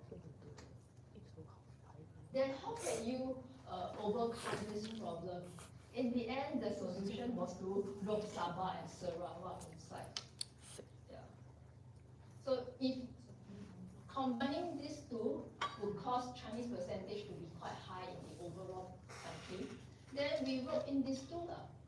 You have 4 of these combined as one country. Sabah and Sarawak are mainly made out of native ethnic groups. Although they may not be necessarily Malays, but it's okay. They are natives, they are not Chinese. As long as they are not Chinese, it is okay. So if you add the percentage of population for all 4 together, the percentage of Chinese will become lower and more acceptable to the Malaysian government. So that's why in the end, the merger was done through the combination of 4 places. duration of Malaya, Singapore, Sabah, and Sarawak. Singapore declared independence on 31st August 1963, but you will realize that Singapore officially joined Malaysia 2 weeks later. The delay was due to objections from Indonesia. So you have resistance not only within Singapore and Malaysia, there would be resistance from other places as well. So Indonesia was not very happy about this merger because Indonesia felt that this is a British plot to lump many places together. At one go, you lump 4 big places together to form a country. Does that mean that the British Empire will try to lump and bring in more countries or bring more islands to lump together in future? Then Indonesia may be at threat because Indonesia has a lot of islands, a lot of territories. Yeah, so the president of Indonesia, Sukarno, was not that receptive towards this plan, and so there was some discord and conflict and objections involved. The point here says that eventually merger became a reality, so Malaya and Singapore came back together again. It seemed to be a return of the past. So before the war, before World War II, Singapore and Malaya were governed more or less together. If you look at this angle, you can see that we are just returning back to what happened in, before the war. But this is not exactly the case. Before the war, it is possible for these 2 entities to be governed together more easily. But now it will be different. The governance will be more difficult due to the change in times. As I said here, circumstances no longer the same as before. Last time you can do this, but now it is harder to do so. Last time, all these entities were under British rule. So you have this big boss called Britain overseeing everyone. If there are differences or issues among the entities, the big boss Britain still can step in and intervene. Now, with this country as an independent country away from British rule, there is no big boss anymore. So if there is differences or conflicts between Malaya and Singapore, it is harder to reconcile without a top mediator at the side. Yeah. Then before the war, before World War II, people in Malaya and people in Singapore did not have much nationalism and drive to have self-rule or self-independence, etc. So the people in Malaya and Singapore were more pliable or more receptive to follow what the British Empire said. Tell me to do this, okay, I will follow. But now it's different. You have strong nationalism brewing in the people of both sides. So people in Singapore had thoughts and plans for Singapore. People in Malaya also have thoughts and plans for Malaya. These 2 sets of thoughts and plans may not gel. They want a country here, they want a country here, but what they want may not be the same. Yeah, so it will be different. Lee Kuan Yew wanted to have a referendum to prove that the merger was supported by the masses. So the referendum was held in, I think, 1962. This is a sample ballot ticket from the referendum. If you look at the options given, you will realize that the referendum is not for the citizens to choose whether you want merger or not. You have no choice, there must be merger. The referendum is more of choosing to have merger under what circumstances. There is some joke or some grapevine in the past saying that the government tried to show this sample ticket before the referendum to let the voters know what they are supposed to expect. But you cross this one here. This is the preferred choice of PAP. But by doing this, does this cause some psychological influence of voters to choose this one? Especially for those voters that are uneducated and cannot read.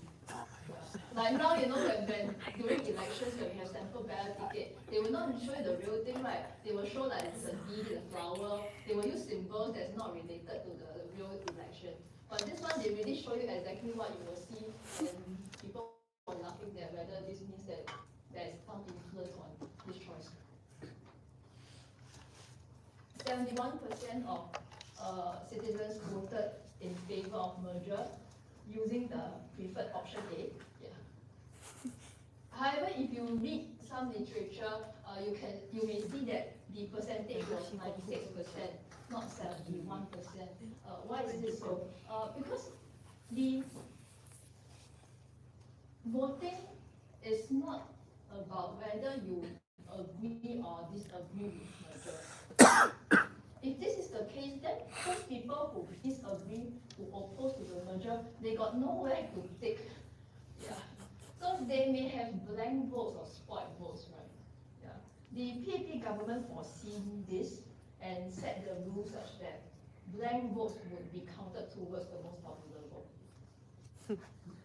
So if you have 71% in favor, 25% blank votes, then total, 96% say yeah. So that will be the final number. Yeah. This merger faced internal resistance and also external resistance. And you can imagine there will be people who oppose it, and there will be some political factions who oppose it. We have said something about this just now. So these are examples of what happened to this internal resistance. Then I said just now that Indonesia was not very happy and comfortable with this arrangement as well. So there was so all this collective resistance internally and externally will lead to some unrest and violence. Okay. So with that, merger has happened, and this would be the arrangements. Effectively, there will be two prime ministers in the same country. You have this main prime minister for the whole of Malaysia, but within Singapore, you also have a prime minister called Lee Kuan Yew. So you have two prime ministers in a country. As you can imagine, if you have two bosses, there would be problems. Imagine your company has two bosses. Who would have the most say? Who should people follow more? There will be confusion. And there is this Chinese saying that it is hard to house two tigers in a mountain. That is something like that. You can imagine the conflict that would happen. Singapore was given 15 seats in the federal legislature, which is lesser than what was warranted based on Singapore population size. If we divide the number of seats based on population size, Singapore should get 24 seats. But because of this compromise and all this negotiation, Singapore only got 15 seats. This is one of the reasons why some opposition factions like Barisan Socialists actually disagreed with the merger. Then Singapore was required to pay taxes, including import tariffs. So if Singapore wants to sell goods to Malaysia mainland, you have to pay import tariffs, as though Singapore is like a foreign country bringing imports to Malaysia mainland. This could be something deviating from the original intent of PAP, right? Because PAP wanted this merger because we want to be viewed as one whole single country. I do not want to have import tariffs. PAP preferred no import tariffs. PAP wanted that when Singapore sell goods to people in Perak or Johor, it will be like selling goods to Tampines and Jurong.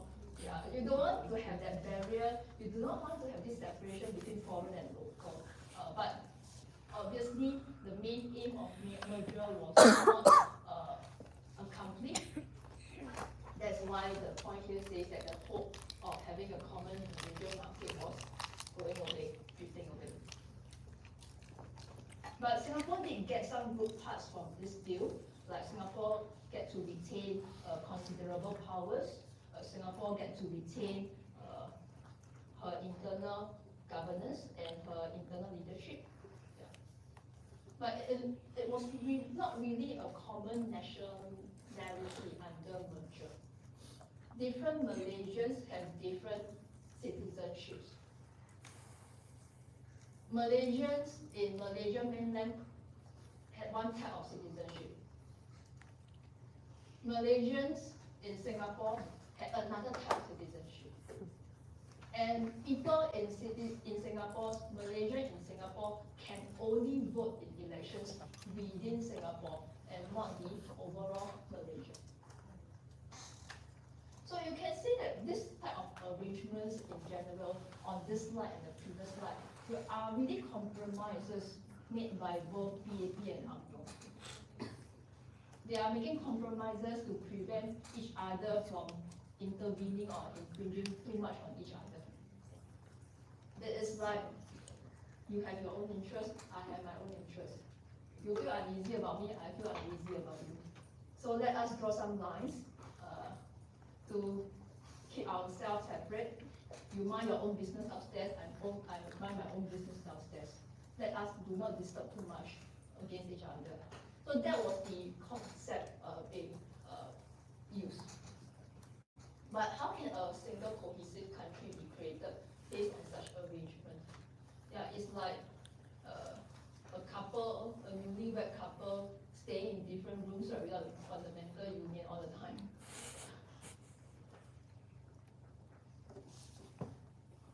PAP hoped to create a socialist society where we may talk about what socialist means in future, but not here. At this point, you just need to know that PAP hopes to have a more socialist society in Malaysia, but this may not be shared this idea may not be shared by other people or other politicians in Malaysia. PAP wanted to engage actively in Malaysian politics and be a worthy ally of UMNO. To this end, PAP tried to join the federal election in 1964. Joining federal election in 1964 is something like PAP fielding candidates to go for elections in Johor or in other states in 1964. Yeah. PAP wanted to do this because PAP wanted to prove to UMNO that I have the ability to be good. I am a worthy ally that you can consider. We are good partners. So to be good partners, I must show that I'm capable to be your partner. PAP may be a bit impatient to flex its muscles within a year of merger because you have merger in 1963, then in 1964 you already charged in to go into federal elections. This is the thought of PAP.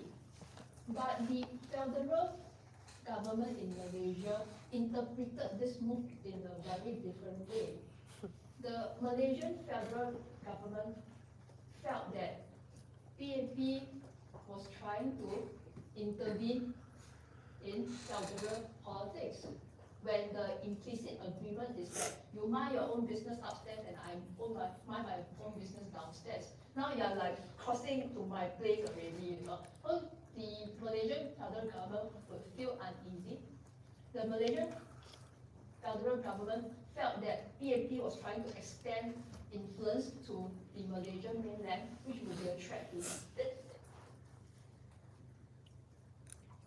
Furthermore, PAP organized quite a number of initiatives, such as the meeting called Malaysian Solidarity Convention.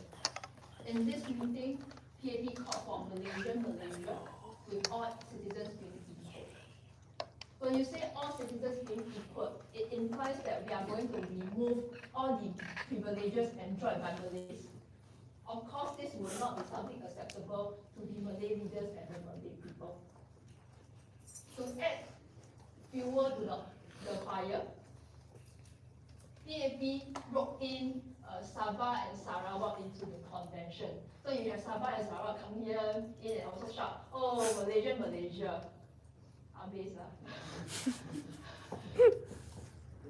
With that, the Malaysian federal government felt that, hey, PAP was trying to form cliques with other Malaysian states. PAP was trying to exert influence on other Malaysian states.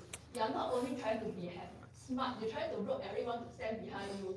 It's like It's like you have going to the meeting, right? The big boss sitting in the front, then everyone standing at the opposite side and say, big boss go down, big boss go down. So it will be something very threatening. Yeah, that's why it says that overall, with all these events happening, PAP was seen as a threat to the native Malay culture and privileges. PAP was creating apprehension of worry in the Malaysian federal government. There will be things or tussles between the Singapore government and the Malaysian federal government. If we move back to Singapore, there will be some other sets of issues. More and more people in Singapore are getting confused and uncomfortable with the differences in treatment between people in Malaysia mainland and people in Singapore. For example, the Malays in Singapore did not get to enjoy the privileges enjoyed by Malays in Malaysia mainland because Singapore practices racial equality in Singapore. Then they will feel very weird, right? We are all Malaysians, we are all Malays in Malaysians. Why upstairs can get this, I cannot get? They will get confused. And all this lack of alignment and lack of clarity between Singapore and Malaysia mainland will lead to a lot of question marks, a lot of frustrations, and even a lot of conspiracy theories when this happens. There are also other issues present, but everything collectively accumulated to violent clashes between people, violent riots in public, some of which are associated with race or origin or political inclination. So you can read about all the racial riots, all the political riots happening during that time. The Malaysian federal government regarded natives as priority, which is understandable because the Malay Peninsula has been primarily made up of natives. And the local rulers, local politicians always obtain their power and legitimacy based on this fact. The Singapore government treated racial equality and multiculturalism as priority, which is also understandable because Singapore has very diverse population of migrant origins. You have to really view people more equally, otherwise the bias can cause a lot of tensions and conflicts. So really from this episode, it is not so much whether any side is wrong. It is more of, it is hard for both sides to be the same. Yeah, they are incompatible, man and wife, husband and wife. This marriage is not suitable.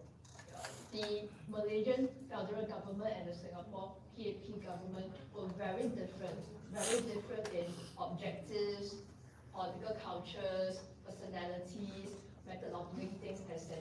So it's hard to gel them together.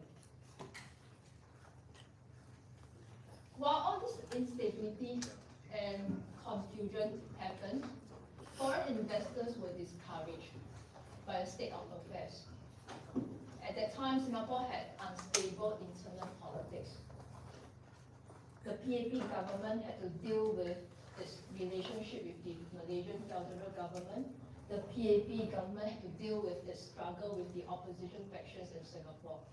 Businessmen do not like to pump in too much money and do too much business in unstable places because there are a lot of uncertainty. That's why from history until today, they tend to choose somewhere that is more peaceful and stable to do business. And some of the investors came to Singapore with the hope that there would be a common Malaysian market. But in the end, it didn't happen. So they were like being given an empty promise, so they are not so happy. And the reason of them coming in was not being fulfilled. So eventually, the differences and conflicts led to the breakout of Singapore and Malaysia due to a lot of differences, as I've said just now. And frankly speaking, when the separation really occurred, many people were quite relieved. Although there will be a lot of uncertainty in the times ahead, because people finally did not have to go through all these social unrest and economic restrictions endured over the past some confusion for the past few years. Was it a marriage that was never meant to be from the start due to the fundamental difference in principles? There was some literature, which I quote here, saying that the merger was essentially a compromise between two competing states, rather than an attempt for unification. So, to be fair, the Singapore side, PAP side, had made a lot of compromises to allow merger. The Malayan side, the federal government also made a lot of compromise to enable the merger. So you may want to look back and see which are these compromises being made. The last point here will conclude the discussion for this part. Realistically speaking, how likely it is for one country, two systems to work well? Especially when two systems are very different fundamentally in philosophy and principle, not just the technical way of doing things. Will it be likely to work well or not? To be realistic, to be practical, really it is very hard to work well. If the two systems, if the two places are very different fundamentally. So the difference is not just about the work processes or logistics. The two places believe in very different things, focus on very different things. So the experience of Singapore and Malaysia have showed the challenges of one country, two systems.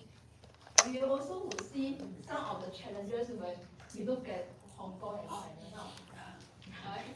It happens all the time. And really, there are also other places in the world now arguing or thinking whether to have one country, two systems. Can it really work well?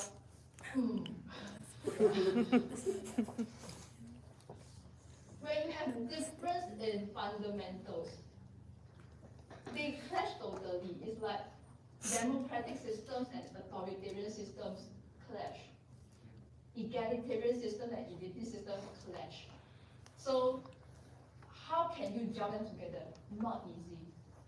Furthermore, whenever a government says that it allows one country, two systems, it says publicly, it portrays publicly that it allows, but most of the time, in its heart, it does not favor this system if this government has a choice. So it will be harder to make this work well if there's this conflicting dilemma, if there's this inconsistent thought deep inside the mind. So an unexpected nation was formed within a nation in 1965 on the case of Singapore. Singapore actually obtained independence quite peacefully as compared to many other countries. I'm not sure whether such peaceful changeover will be taken for granted by Singaporeans and people around. Okay, so when independence came, this was the stage given to the PAP government. PAP government had to accept it and move forward. The government tried to hold people together as a country. But it is very difficult to build a sense of nation and a sense of identity in a highly plural society of mixed immigrants. Singapore did not have a dominant native ethnicity, did not have a dominant religion, did not have a dominant culture, did not have a dominant shared value.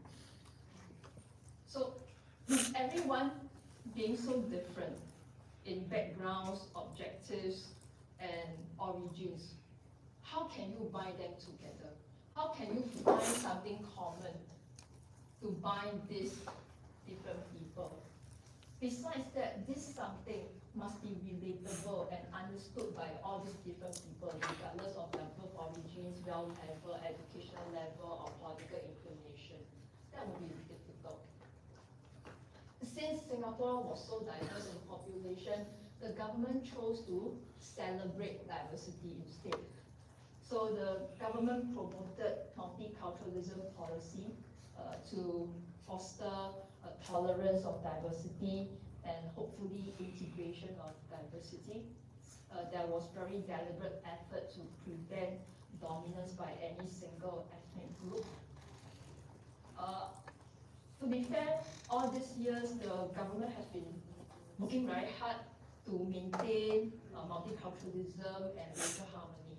And the people in Singapore try to follow, be it because of the rules or because of their heart. But it is true that Singapore is not perfect in managing diversity. There is still a lot of improvements to be made. But whatever the case, many different kind of people being able to stay in Singapore quite peacefully without a lot of conflict has been the top pillar of peace and stability of Singapore all these years. If you do not have peace and stability, there's no point talking about economic development. There's no point dreaming about economic growth. So whatever you want to do in economy, the first thing is the society must have peace and harmony. The government also tries to always tune the population into this forever survival kind of mode, forever crisis kind of mode. So the government will constantly remind people that Singapore is very vulnerable, Singapore can die any moment, we must always support the government, we must always unite together to overcome adversity or crisis, etc. How much of this method is still effective today, I think that will be up to discussion. A country, or all countries, every country would require national bond and national identity to exist. A country is formed not so much because the land boundaries are drawn. A country is formed because a group of people being willing and acknowledging that they are part of this particular community. So you cannot force patriotism by drawing boundaries to fit people in, by setting rules to make people comply, or by scolding people for not loving their country enough. You really have to work from the heart, from the psychology and the identity of people. It says here that you should not just look at bond and identity beyond symbol and pride. Symbol and pride are really very entry level, very one-dimensional catalysts towards building identity and bond. People may have this connection with the country by seeing a national flag, or by idolizing a national figure, or by recalling a national landmark, or by reciting a national slogan. But as time goes by, your feelings for your country cannot be just based on the reminders of her objects and the pride in her achievements. It has to go more. It has to contain more substance, more altruism based on relationship of people. Meaning your relationship with your fellow man, be it fellow man in the neighborhood, of the street, or society at large. It will be infeasible for Singapore to shape her society or country based on one native or ethnic culture. As we said just now, this is not possible, not present for Singapore. Singapore had too many types of people present in the population, and most of them are from migrant origins. So you have to have certain way to make sure that you have more equality, so that there is less conflict. When you have more bias, you would have more conflict. Diverse ethnicities posing challenges in Singapore and many countries.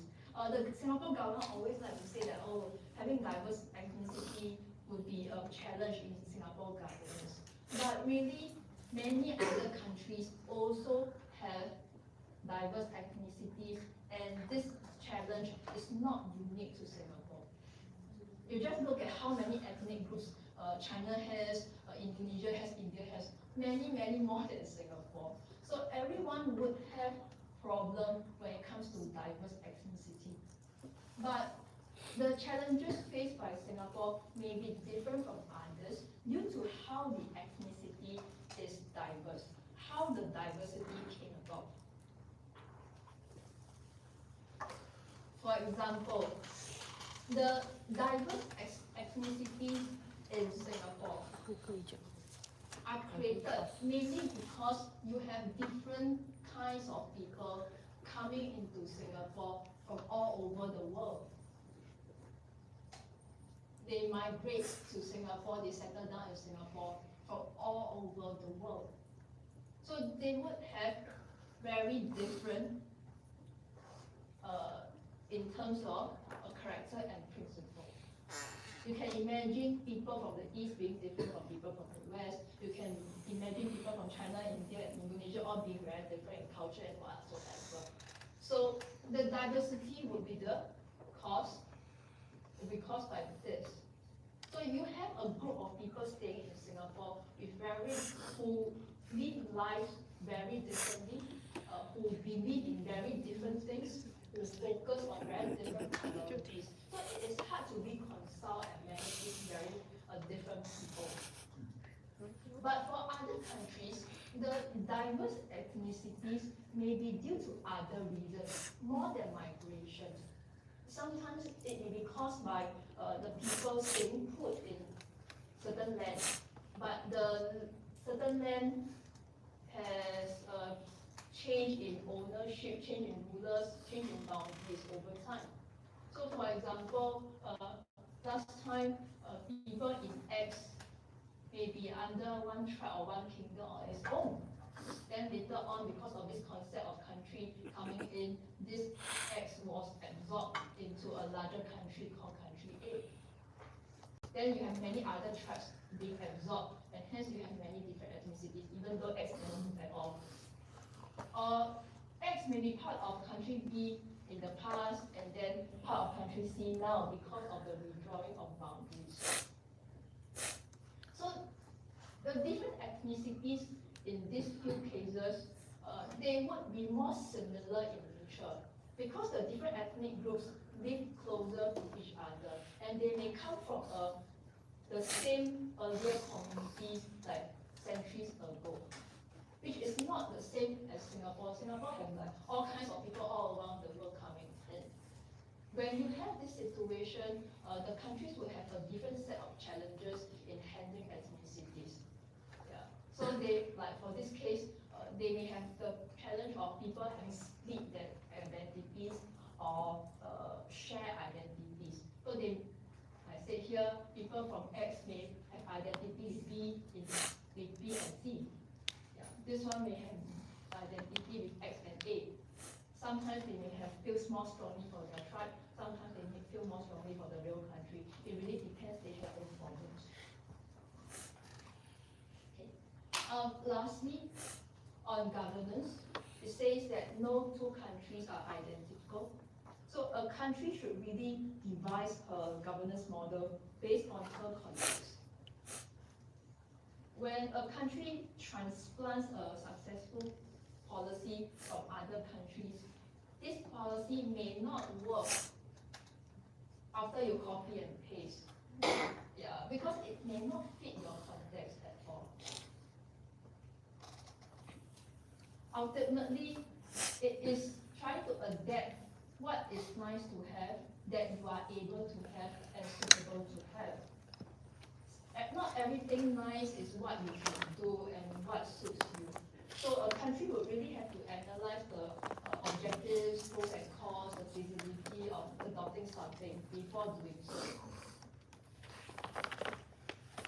Besides, there are many ways to pursue similar outcomes. Like there are many ways to get trust in local currency. There are many ways to earn country revenue. So whatever method chosen by the country will depend on her decision and her credibility. You don't copy and paste for other people. When a country decides to do certain thing or focus on certain thing, it may not be just due to what are most scientifically right or materially useful. Because human beings are complex. life is complex. When you have human thoughts, human feelings, human minds involved, things will get very complicated. When a country decided to do certain things, considerations would not just be about desired outcomes, cost-benefit analysis, or national cost. The psychological, cultural, and emotional considerations would play a part. For example, a country may reject something that is commonly acceptable and beneficial due to her certain phobia from bad experience, due to her habit from certain lifestyle, due to her brainwashing by certain government, or due to her ties with certain people. So when you don't do certain thing or you decide to do certain thing, it's not just whether it's right or wrong, good or bad. There are a lot of psychological and emotional considerations involved. And different countries naturally will have different priorities. So what is important to country X will not be important to country Y. We need to understand the perspectives of different countries. Ultimately, the government and society have to weigh different factors and formulate a customized model that works for a particular country. A country may select a unique mix of economic progress and social fairness. So when it comes to governance model, when it comes to political ideologies, etc., usually a country would choose something along a spectrum. It will not choose this or this. It's not a yes/no answer. It's a progressive choice. So unlikely you will have a country that is fully capitalist or fully communist. No such thing in life. Most probably a country may be somewhere here or somewhere here. So a country may be more towards here, a country may be more towards there, but it will be along a spectrum, based on the unique mix of circumstances and considerations. So we should not be overly hung up over how to label a country with certain ideology. We shouldn't force ourselves to say that, oh, this country is communist, or that country is capitalist, or this country is 20% this or 50% that. It may be nice for academic communication and talk, but there's not much practical value in forcing such classification. What is more important is that the policy or the model chosen can solve problems in that country and can fulfill needs of the country. What is more important is that we can understand the models of different countries more peacefully.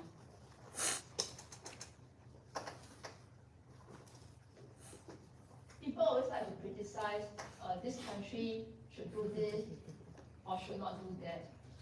But really, it is not for us outsiders to judge definitively. Because we are not involved in the system, we do not experience what the people experience, we do not feel what the people feel. So please refrain from exercising self-justice on certain country as a calculator or keyboard warrior. Please avoid overpraising or over-criticizing certain countries. Each country lives based on her own measuring tape, her own ruler. So if the people in that country is willing to accept something, or the people in that country find something worthwhile for that country, then perhaps we should not interfere too much, provided that whatever that country chooses and does not cause harm to other people in the world. Okay, so this slide is just trying to show the differences that people may face in different countries, because we say no countries are different, are similar, right? So the differences may be manifested through this ways for your information. Okay, I think with that will be the end of this lesson.